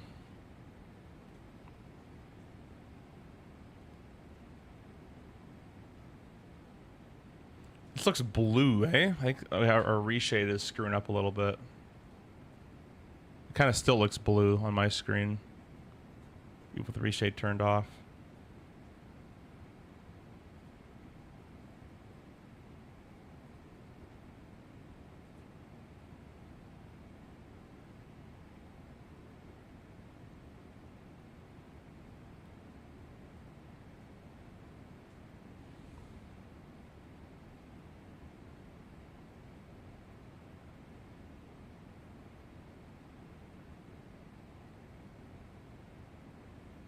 Should we flag this?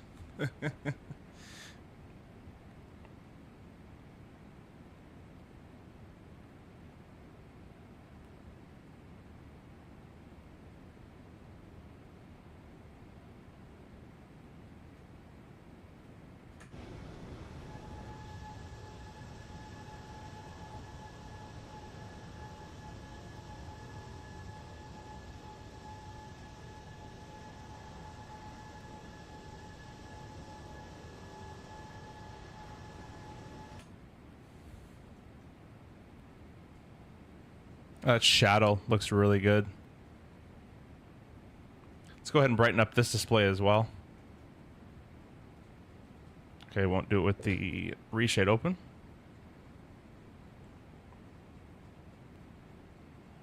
There we go.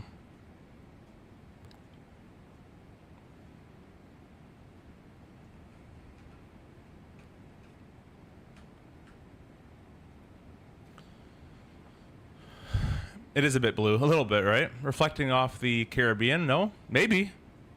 I don't know if that would be too reflective, but yeah, it is blue sky, blue water. Could very well be happening.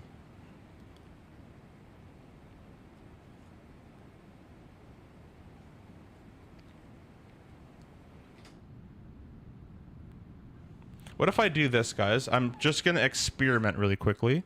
A lot of people run their exposure here at 0.8. I think it's going to make it look a little too dark. How does that look? That look good? That look a little dark. I usually run 0.4.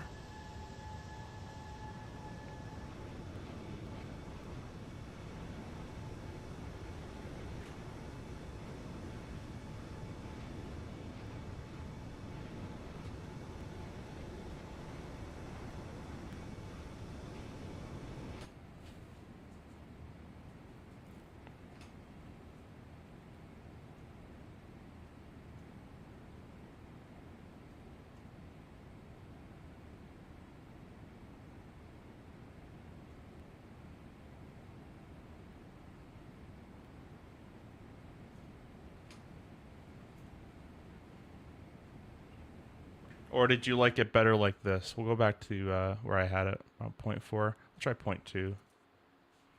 Looks fine here, probably unusable at night, I guess, though.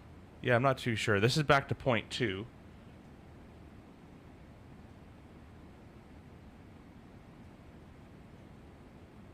This is kind of more roughly I think it would look like. It shouldn't be like... There's shadowed areas, but it should be pretty bright over here.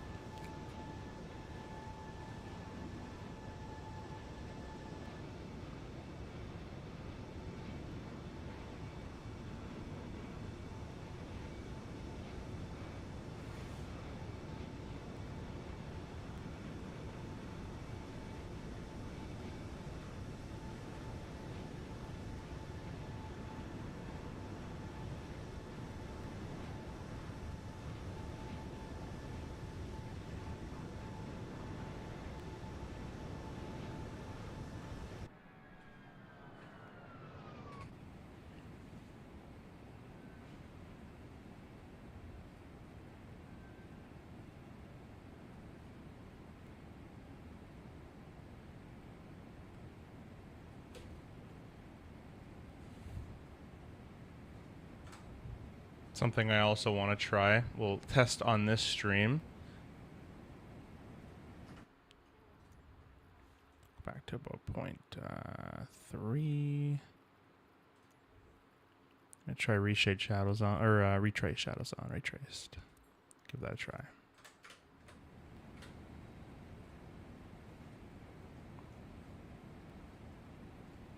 How much better those shadows look. No more of the flickering. This performance is still really good around here, obviously, but we'll try it around the airports later on tonight.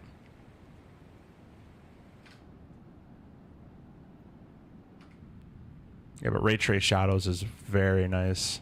You can see that the shadow is just beautifully done. No more of that flickering that happens. It bothers the crap out of me.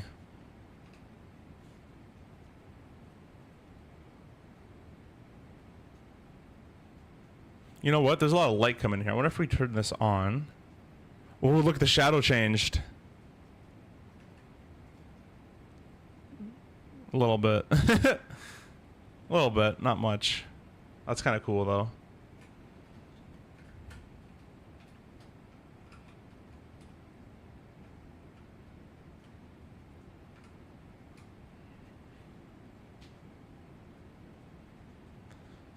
Reaper, hello, welcome. Thanks for stopping by once again.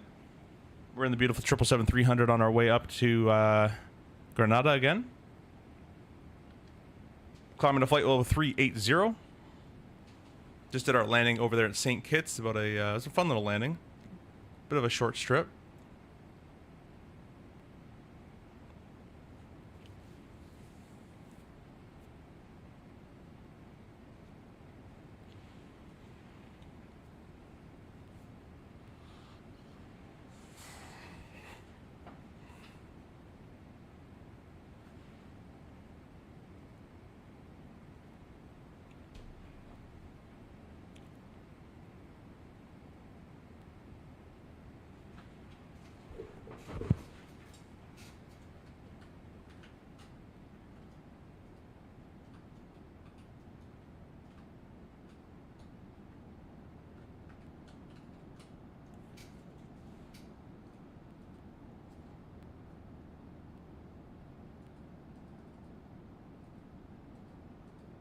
Oh, I thought I can click that. Maybe that's to come later on. Gotta learn the 777-300? Oh, dude, there's nothing to learn. It's It's simple. It's super simple. Everything is done for you. The hardest thing you're gonna have to think about is what light to turn on when. That's about it. Everything is done for you. Look at this overhead panel. I know it looks like a lot of buttons, but you touch this one, these, this, ground power, this. That's that. Window heat, touch that.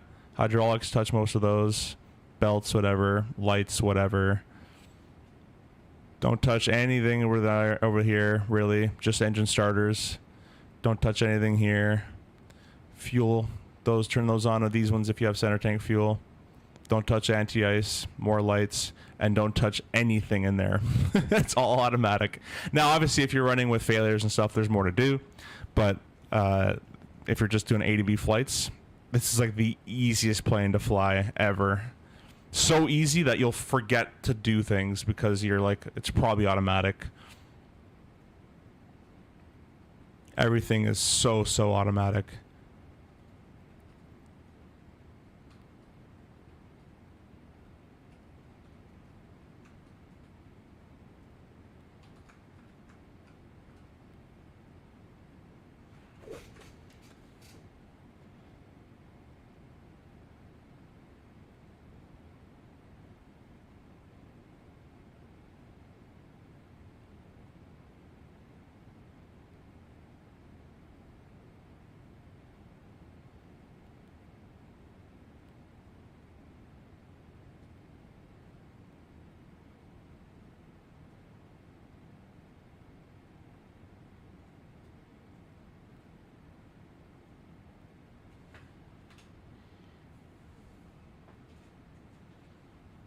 I'm trying to learn the MD-80 series right now. The MD-80 is fantastic. It's a great airplane. That one is definitely harder than this airplane.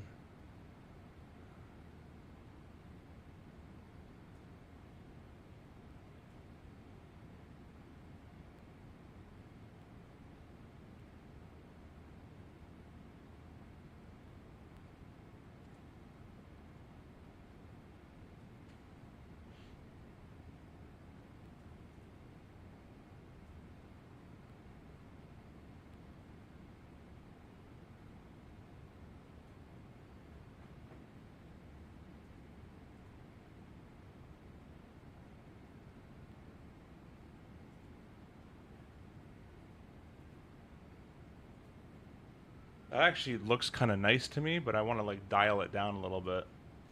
It's a little too like much.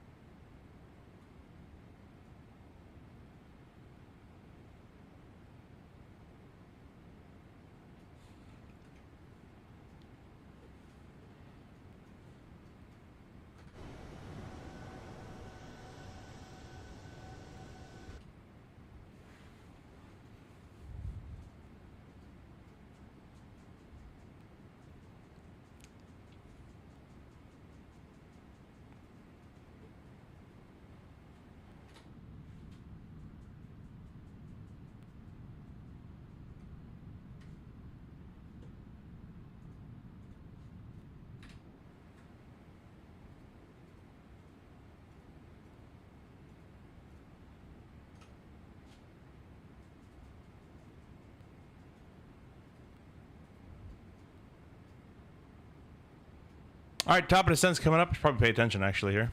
Just like messing around with settings. Let's go here and go Electron flight bag arrival. 110 at 14. We're already using the runway. We're already doing the arrival there. Already got it plugged in. So we'll go down to 2,000 feet.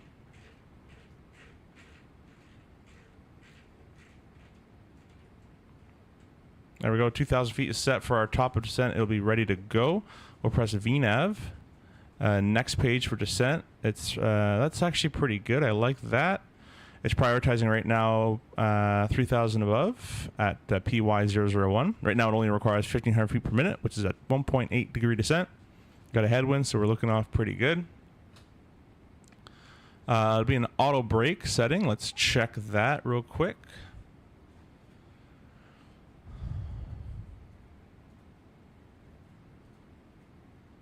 .144 using 5,500 feet out of 76. That's auto brakes of 4.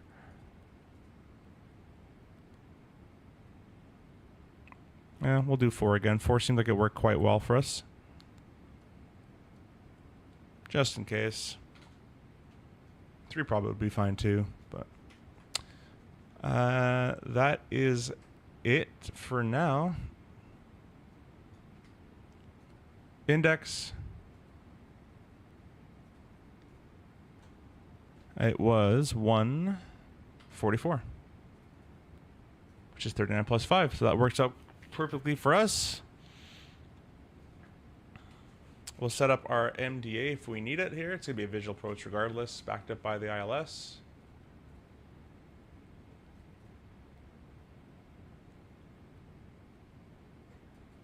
MDA of 550. It's an LNAV only approach as well.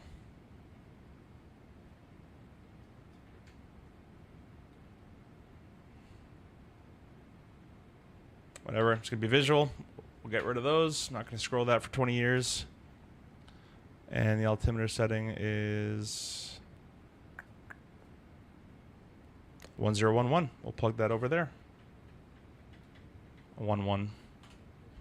Sweet. We'll do our descent checklist here.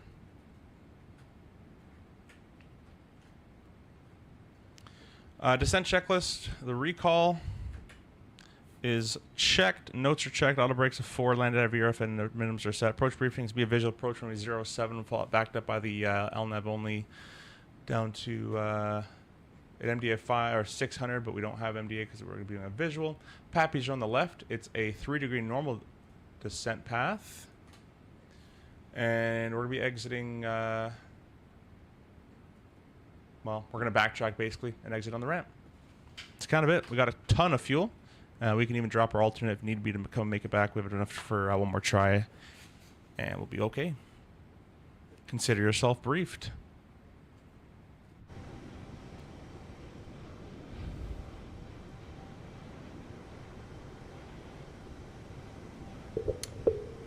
Paul, hello, welcome. You do know there is a cool way of showing your engine parameters under current engine display? A cool way. I don't. I just know this one. And you can show that one.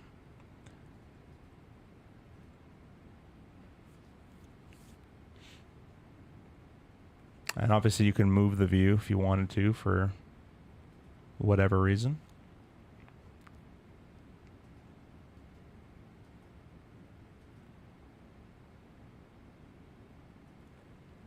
Captain side inboard display switch it to ICAST, and top left select left MFD. So let's start off here. Captain side, what did I click? I think I accidentally clicked G on the keyboard and tried to bring the gear. Let's not do that.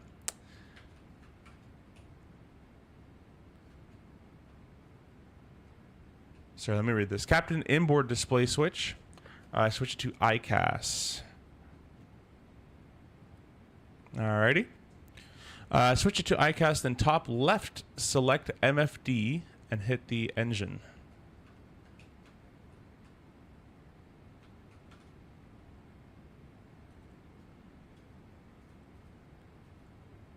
Okay, that's probably not what you meant. Top left.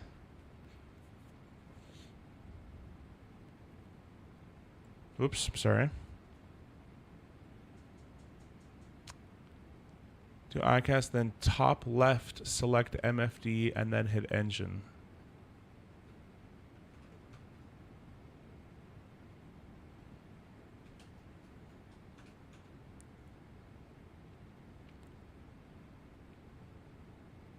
Don't know what you mean by top left. Top left of what?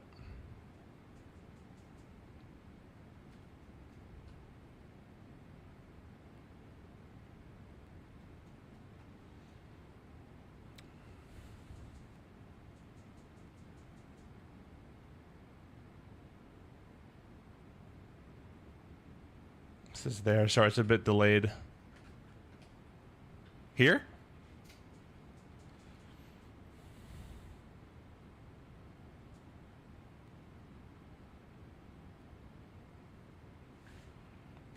Or the this panel here.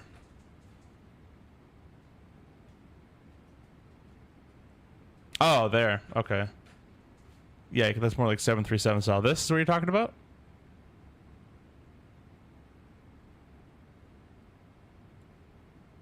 And then it can port over. That's kind of cool. I wonder why they didn't just.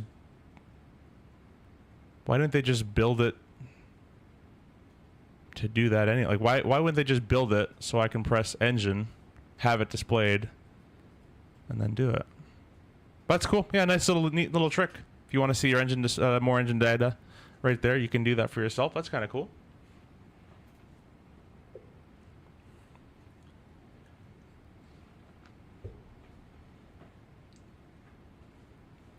Kind of looks like the 7.3 after.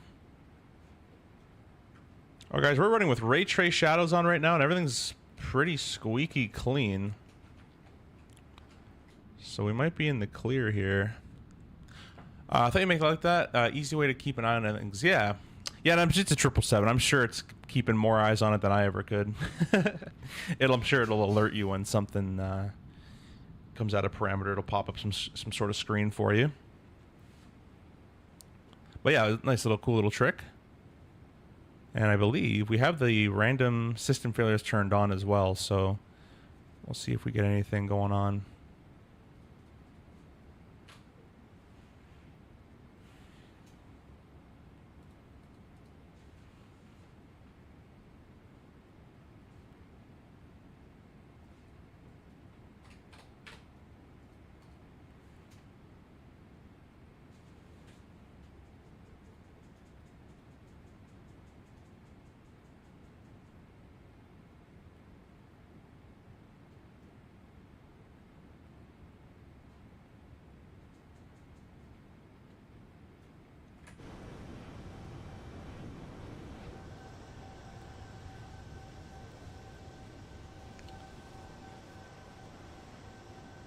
I'm thinking the ray trace shadows are going to have to come off. We're not getting our solid 90 FPS anymore, unfortunately. So it looks like over time it does start to degrade your performance. So let me go ahead and turn the ray tracing back off. The ray tracing looks beautiful, though. It is very nice to look at with those ray trace shadows on.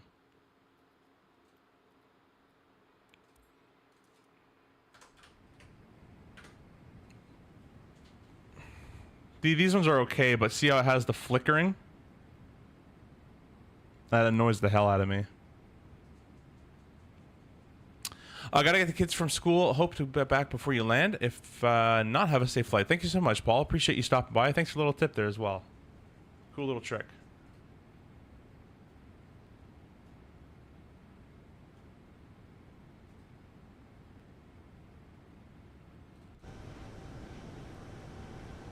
Alright, well, the top of descent is approaching soon. You guys can see the contrails here. Those are contrails made by GFX right there.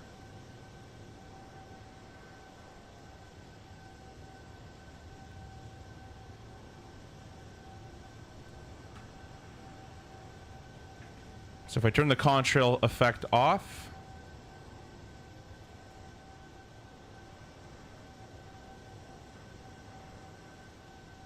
contrail off, that's what it looks like. All right, nothing. And then with it on, get the nice contrails. That's GFX. I think it'll be coming out very shortly.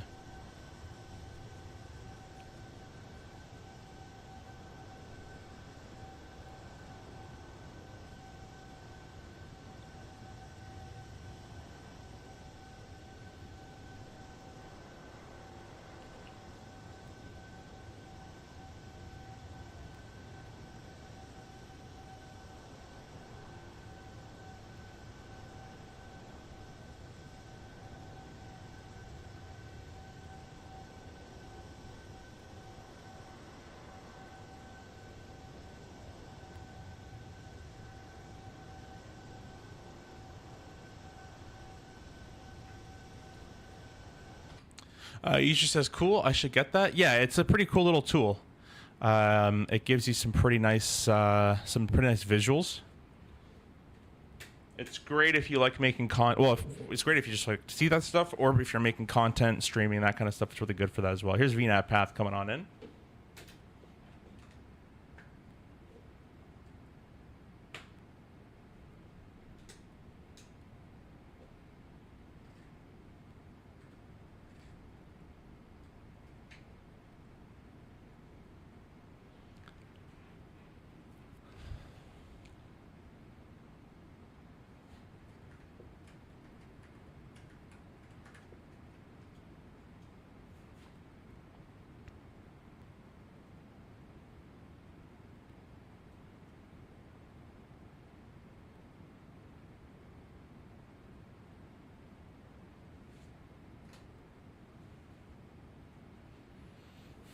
Thanks, user. Appreciate you. Thank you so much.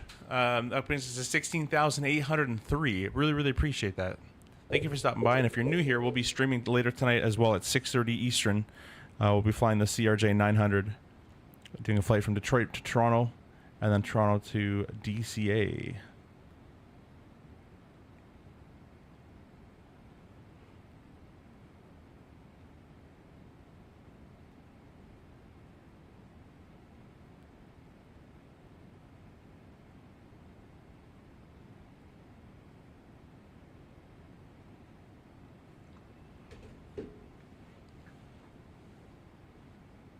You got some good content. Thank you so much, user. Appreciate that. We're on making some more content as well. During the break before we stream the next one, I'm probably gonna I'm gonna cook a little bit, clean my place a little bit, do some chores, and I'll try to record the either the next CRJ tutorial video that we're making, or I got some new hardware that I got to review as well, so we'll be doing that.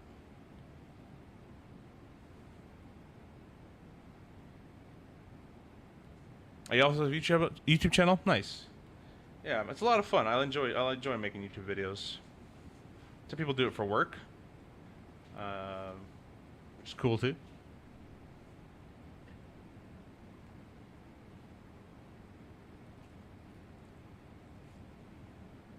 What do you post in your channel?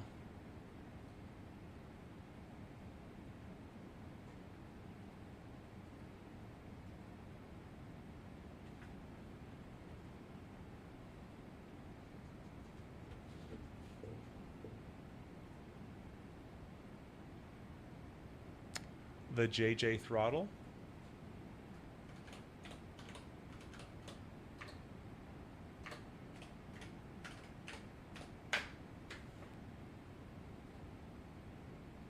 Oh, nice. I'll go subscribe to that as well. Like the last video was 4 days ago there.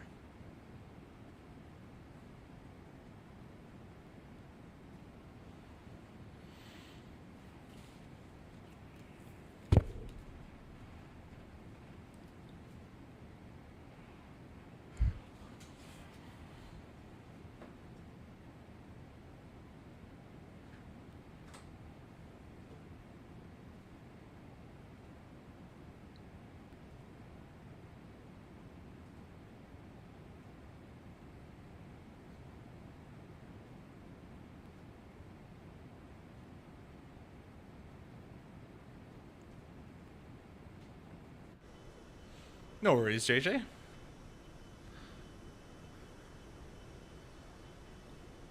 Thank you. Thank you for watching. Thank you for subscribing as well.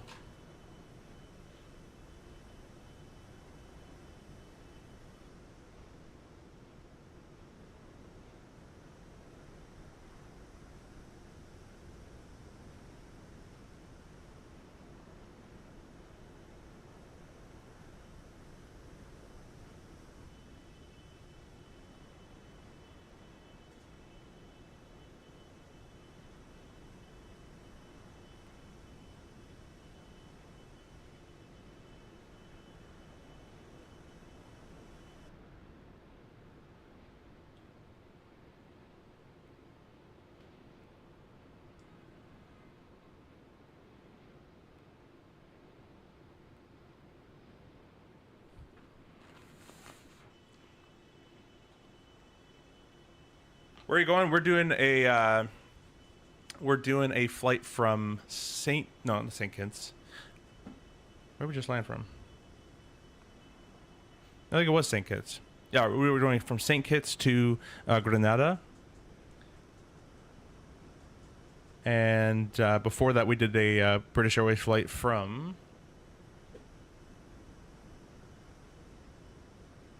TAPA to St. Kitts, which is actually a railroad route. It's only about 30 minutes. British Airways does operate these little short little island hops, though. I don't know if they'll do St. Kitts to Grenada, but they do a lot of island hopping out of here with 777s. Actually, it's pretty insane. It's awesome flying. Little 50, 45, 1 hour kind of routes with a 777 is my kind of thing.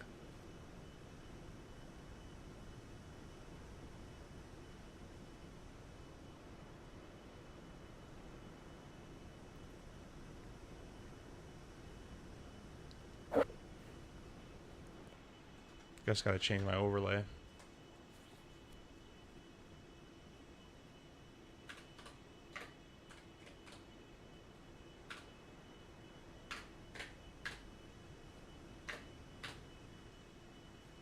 There, overlay updated.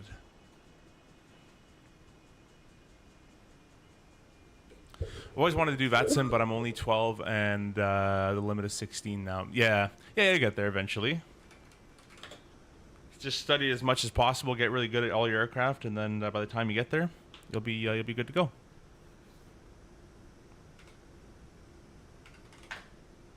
So the CTAF frequency for where we're going here is 18.9.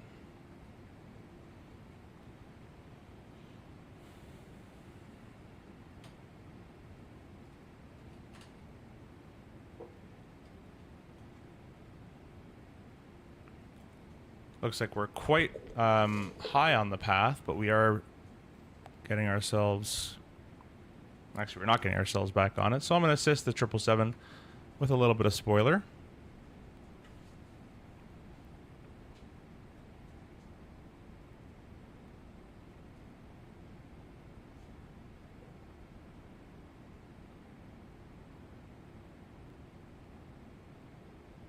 Now I'll get back on that VNAV path.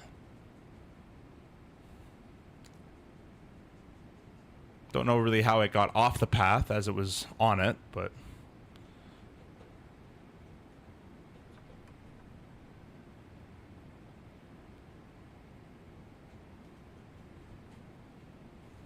My physical throttle's moved there for a second. Alright, descent checklist has been completed. We're just doing the approach checklist. The altimeters of 101 has been set. We can go and press that over there. Landing checklist is to go. You start A330 now? Well, nice. So good job with that. Yeah, the A330 is a nice little airplane to start with. Obviously, the Phoenix aircraft are very good as well. The PMDG 737 is a good airplane to start learning.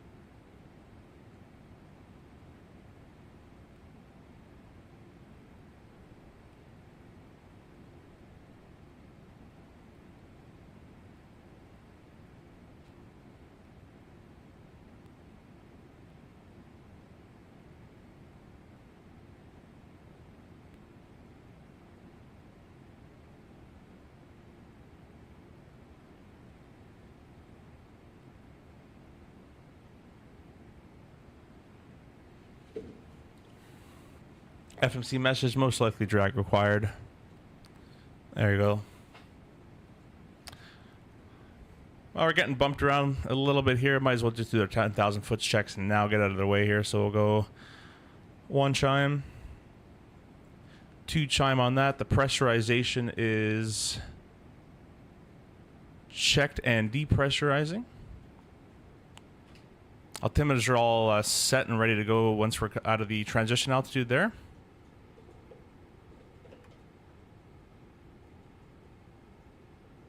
Spoilers are retracted. And we're decelerating for 250 knots there. Might need to help it with a little bit more boards. Just a little bit. Nothing crazy. Just a little bit. I'm going to tell more people about your channel because I've been watching it a lot. Thank you so much, JJ. Appreciate you. Yeah, spread the word. If you want any discounts as well, if you guys need any discount codes, down in the description, you guys can find codes to save some money. If you're going to buy it anyways, might as well save money on it. Things like the Contrail web shop, things like ProDesk Sim, Tobii Eye Tracker, stuff like that.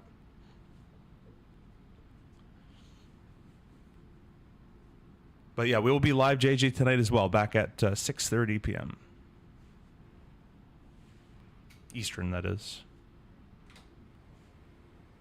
All right, retracting our boards there.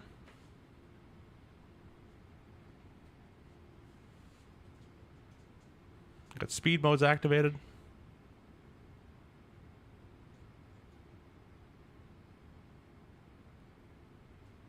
It's looking like 1,300 feet per minute required to make Papa Yankee 001 at 3,000 or above.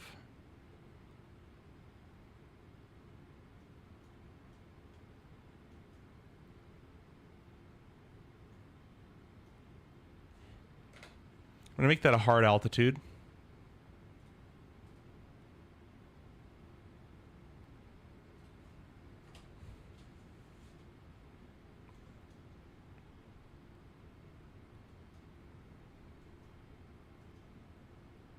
There we go. We're 1,000 feet off the path.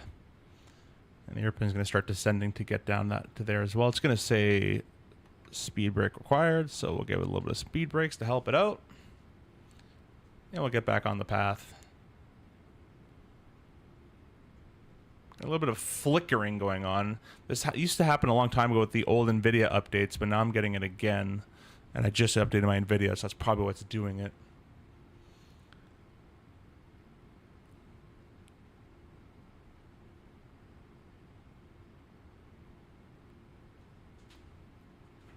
Let's change the time on this, guys. Let's change it a little bit more dusk. And we'll give you guys... That was live time, but we'll give you guys maybe a bit more of a nice scenic arrival here. Beautiful time that is.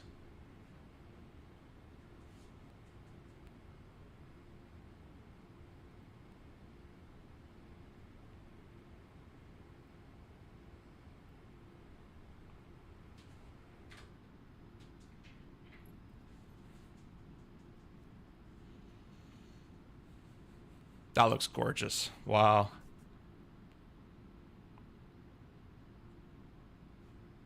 right, we'll put the spoilers away.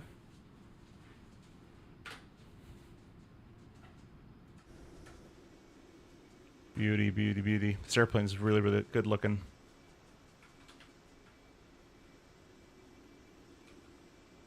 Looks better, Bert? Yeah, I think so too.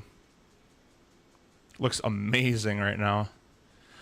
You should make a video on how to use Airbus onboard computer because I don't know how to. It's amazing. The EFB. I don't fly the 330. I don't even own it actually, but I do have a lot of Airbus videos on the Phoenix A320 that you can reference. A little bit of tutorials on that thing. They're on my channel there somewhere. We got the cabin ready. Passenger signs auto brakes of 4. We're through 10,000 as well, so we'll get our lane lights all on.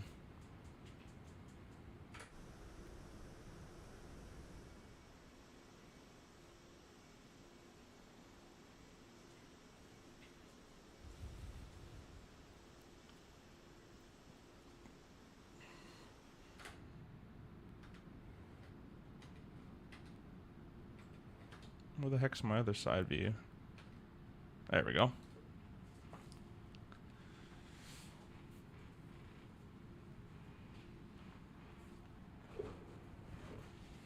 Yeah, JJ, until we get a good A330 for the sim, like a high quality one, I probably won't ever use it.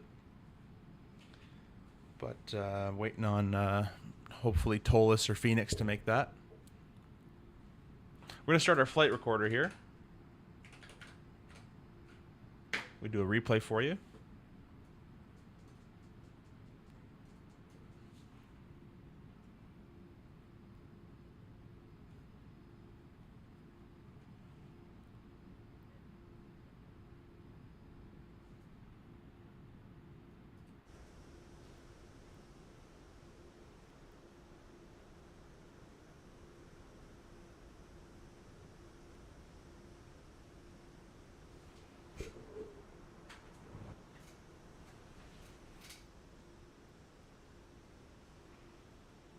Let's see how we're doing here.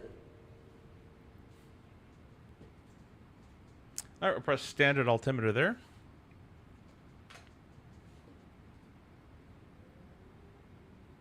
All right, we need 1,100 feet per minute for 3,000 feet. Let's go ahead and do vertical speed. We'll do 1,000 feet per minute. Go ahead and zoom on in.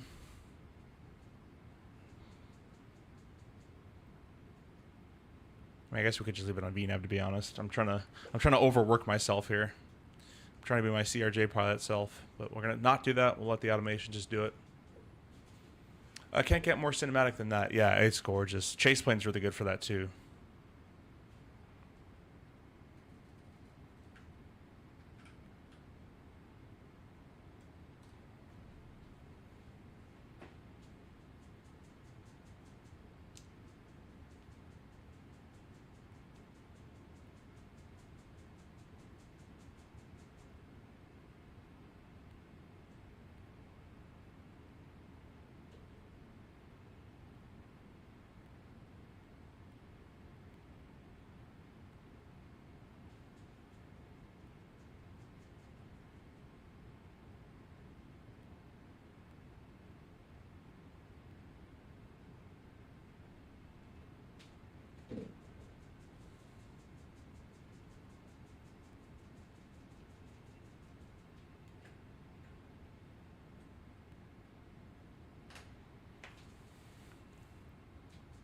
All right, we shouldn't need the spoilers anymore, so we'll go ahead and arm the spoilers there.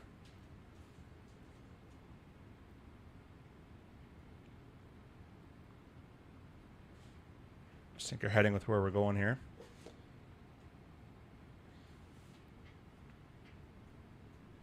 Grenada traffic, it's speedbird 2250. We're left base from a 10 Grenada. All right, let's select flap 1.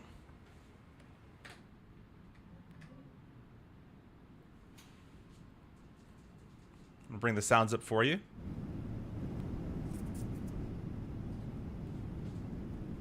And we'll select flap, I think I already did flap 5. I did do flap, but nope, I didn't.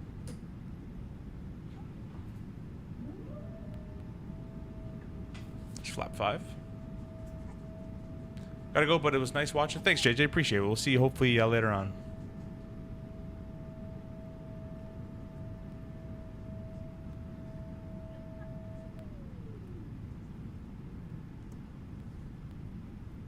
Traffic speed, 2250 is on 10 mile final, runway 10.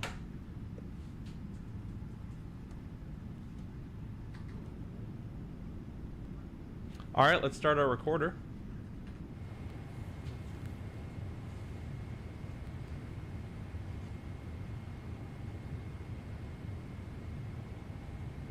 The runway is just over there, if you guys can see it.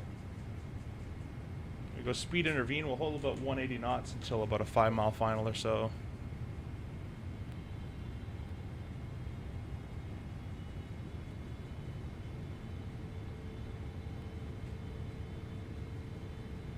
Nice Bonza over here. Oh, Bonanza, yeah. Yeah, Bonanza would be cool down over here as well. If you're into the prop type stuff.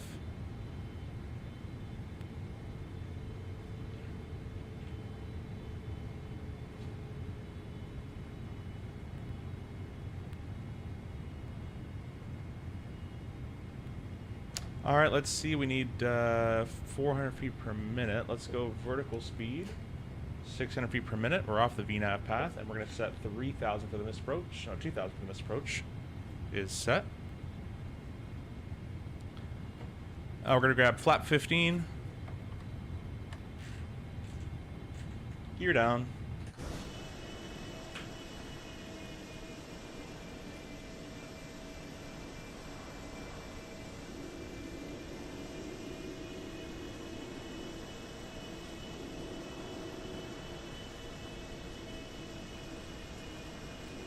Beauty. Gonna adjust our vertical speed to stay on that VNAV path roughly. Flap 20.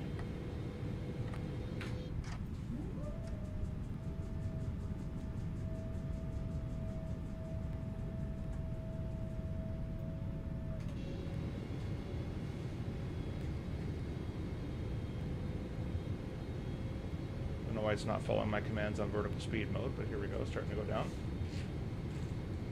And flap 30. No one here to clear slant, so we'll get our runway turn-off lights all on.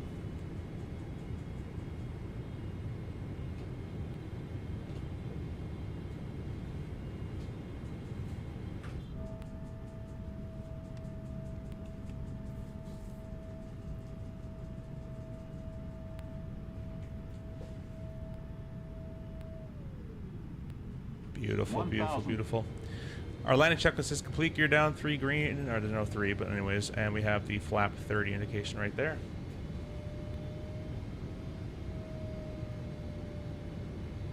Alright, put the cameras on. You got the 777F? I hope you enjoy it there, Tucker. I'd probably focus on learning an airplane before you start buying more and learning more about aviation, but that's, I hope you enjoy the airplane though. Autopilot disengaged.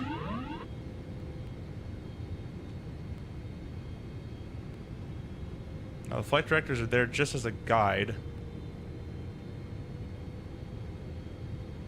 500. As there's no actual descent path, it's just the vertical 400. speed that we've set in there.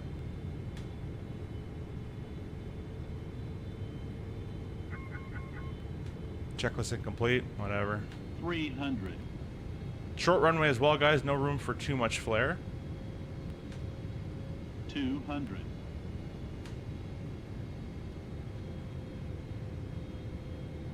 100. 50. 30. 20. 10.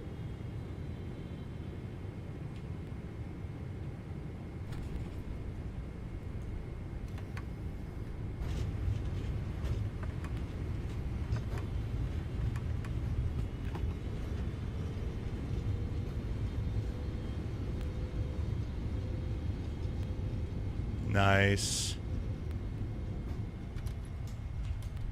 Manual braking, the auto reversers are stowed.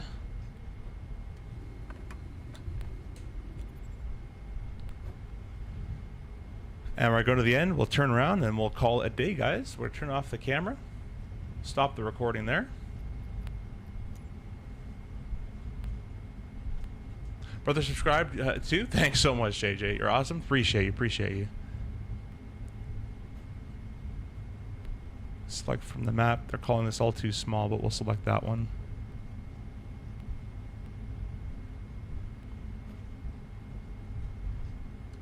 Alright, we can start cleaning everything up.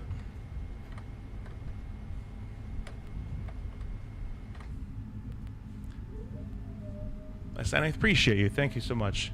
Yeah, it was pretty good. Got a lot of flickering happening. I don't know why the sim is flickering so much. This is an NVIDIA problem, I'm sure of it. Or it's reshade. We'll turn reshade off for a little bit. Slow down a little bit here.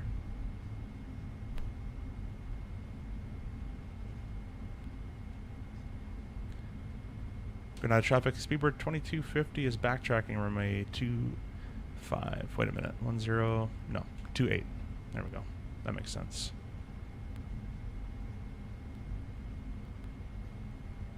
Alright, and we're going to whip this airplane all the way back around. And we're going to exit.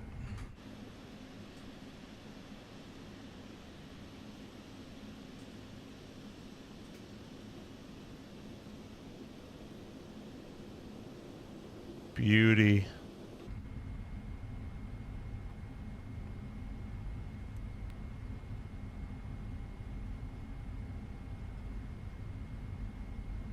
Alrighty, let's go. A little bit of thrust in there.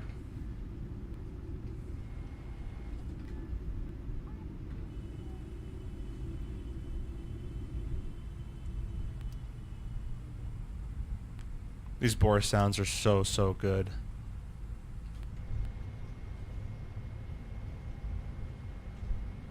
Alright guys, let's go ahead and fire up the APU. So we'll go to the on position and we'll go to the start position.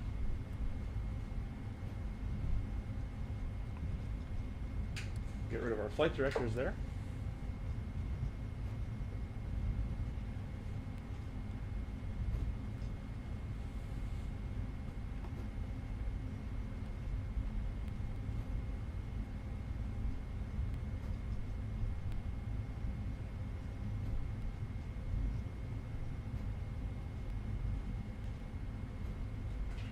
Start braking here, the exit's coming up.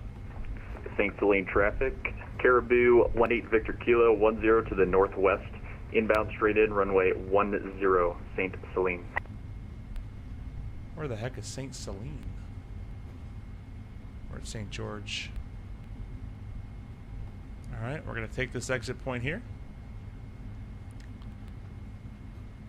St. George traffic, Speedbird 2250 is exiting runway 10. Alrighty, we're exiting the runway here. All our lights can be selected off, except leave the taxi. We see our crew as well. Take the taxi light off as well. The APU is running. We'll shut down number 1.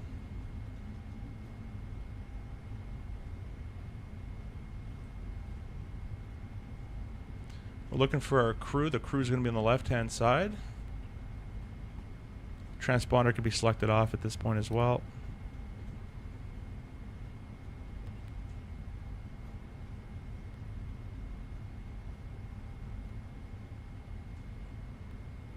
Looks like our crew is waiting for us inside the door. they're in the building, but don't worry about that.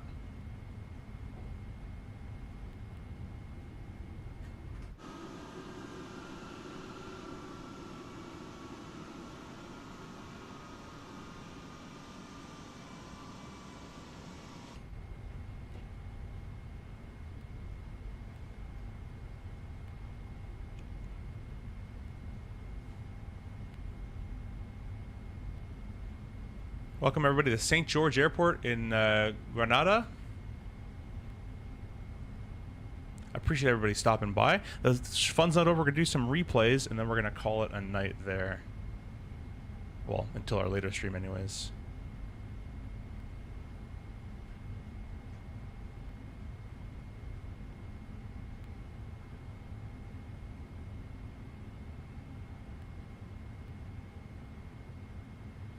Alrighty. Parking brake is set. Shut down number 1 with the APU still running. Come up top. Seatbelts can be turned off. Our beacon light can be turned off as well. Hydraulics can all be under power or depowered. Fuel pumps, everything but the forward aft can stay on.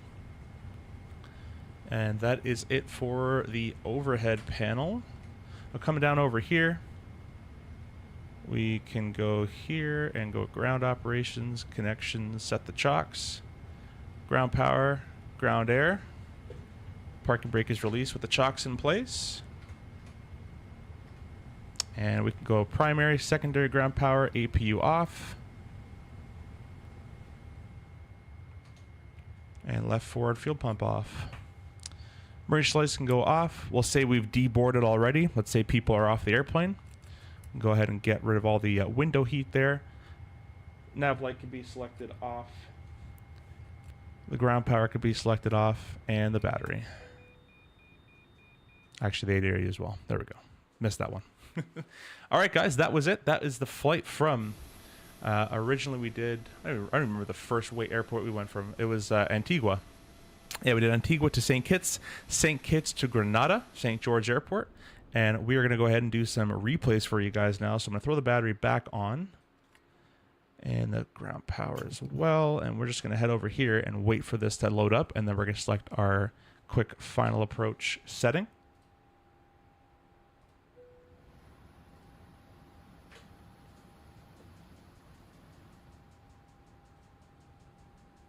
Nice. Was landing gear there the game crash? Was the landing near there then game crash? Oh, was that you? Was that you as the Caribou? Is that you on the frequency there? We're gonna disconnect the from VATSIM there. We'll select PMDG, say load and final approach.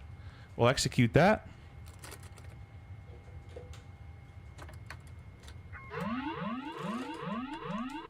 Disengage the autopilot. And get everything up and running here.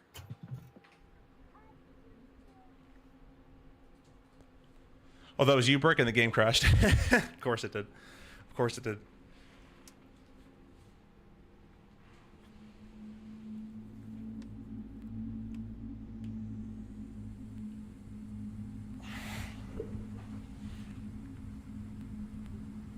All right, guys, looks like we're all fired back up. Let's go and press the replay button.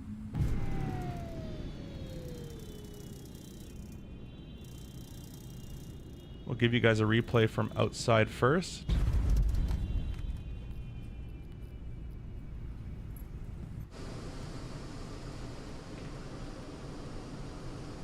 Stand by with me as I make this faster here.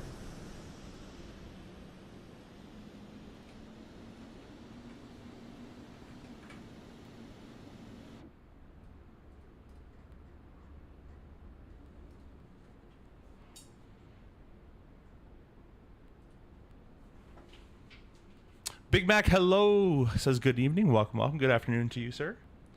We're going to be streaming again at 6:30, so please sure not to miss that. We'll be in the CRJ 900, and we'll be going out of Detroit to Toronto, Toronto over to DCA. Kind of a realistic schedule.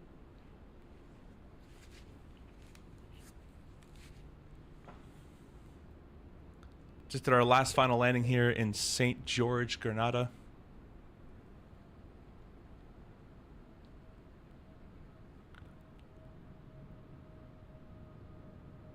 Backs, thanks, Big Mac. Appreciate it. Look at the. That's a screenshot. That's a screenshot right there.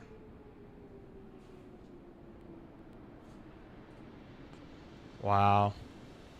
Beauty.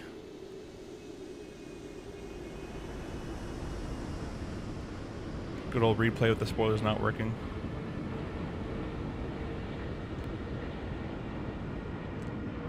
I want to watch that again. That was just beautiful looking. That's another screenshot right there.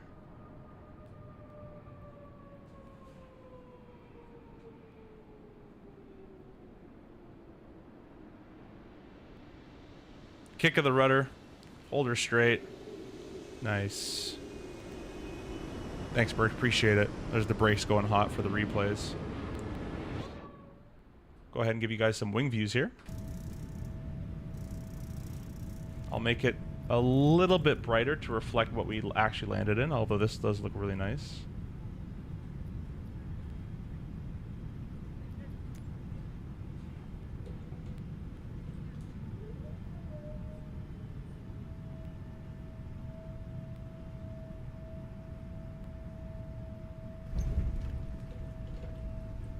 It looks harder in here than it did outside, that's for sure. Oh well. Get her down, get her stopped. We're only working with 7,500 feet of runway, so the main goal is to get it stopped and on center line. Beautiful, beautiful. We'll go back a little bit here.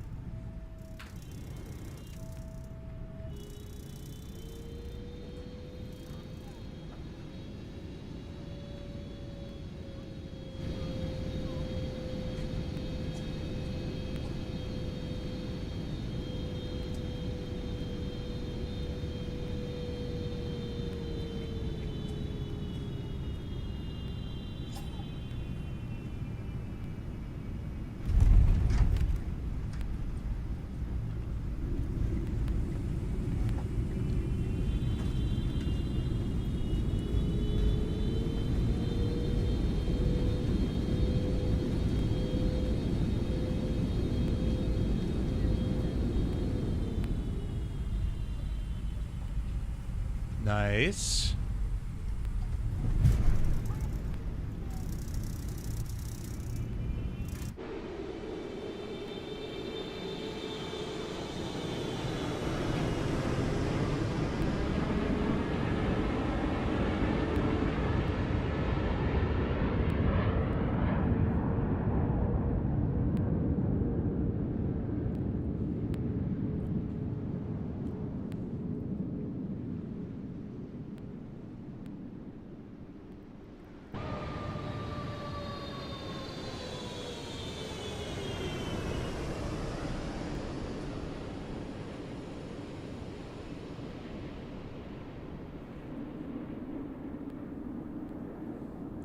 Fly past of the 777 will never get old. No, it's just a beautiful airplane. I wish I was in that plane at the time. Yeah, me too.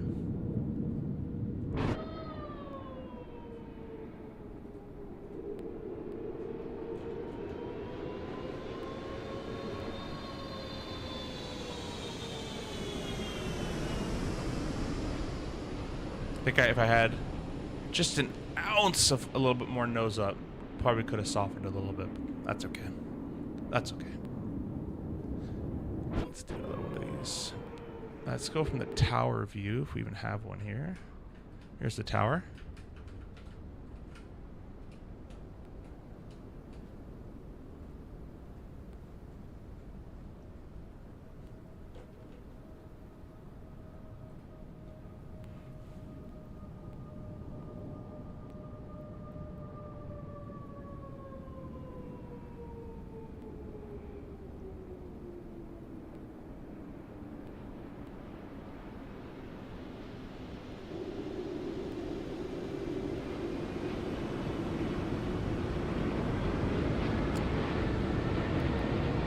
Actually, I want to see it with this view, but with the sky a little darker.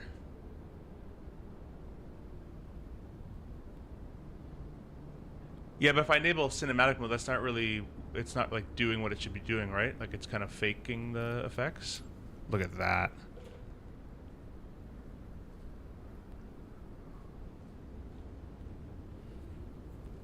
To show off effects. Yeah, we could do that.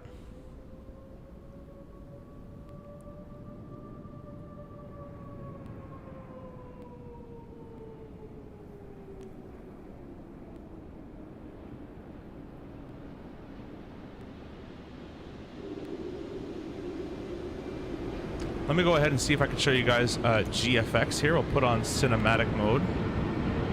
Turn it on. And we'll try to show the reverse thrusters. Let's see if it comes up. So this is GFX.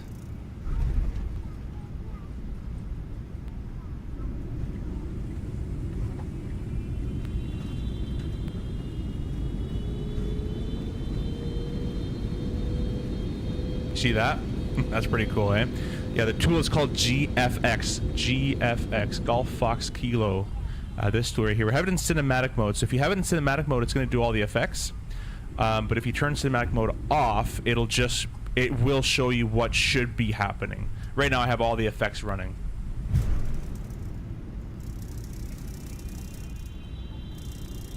Let's get another one from the tower view here. See if we can see anything with GFX going on.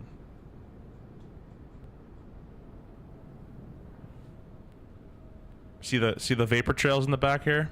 Little wing vortices going on. Little condensation over the wing.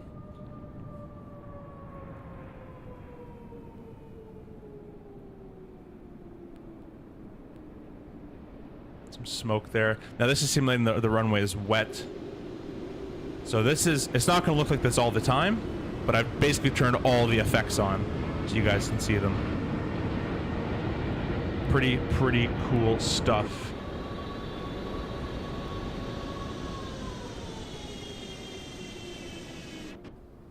We'll turn those back off. We're going to call it a day here with the replays, guys. We'll put this back in normal mode. And we're going to end the stream there, guys. So really appreciate all you guys stopping by and hanging out as you do. We will see you guys in about 3.5 hours or so. We'll be doing a CRJ flight from Detroit to Toronto, Toronto to DCA. We'll do the rear world ops and all that kind of stuff, and we'll give you a full cold and dark. I know you guys like the cold dark, or I might just do a turnaround state for time's sake, but we'll see what happens there. As we said at the last view, we want to say thank you to all who subscribed, support the channel either monetarily or just watch. Anything works and anything helps, and I really appreciate you guys being here. So we'll end the stream with this, and we'll see you guys on the next one.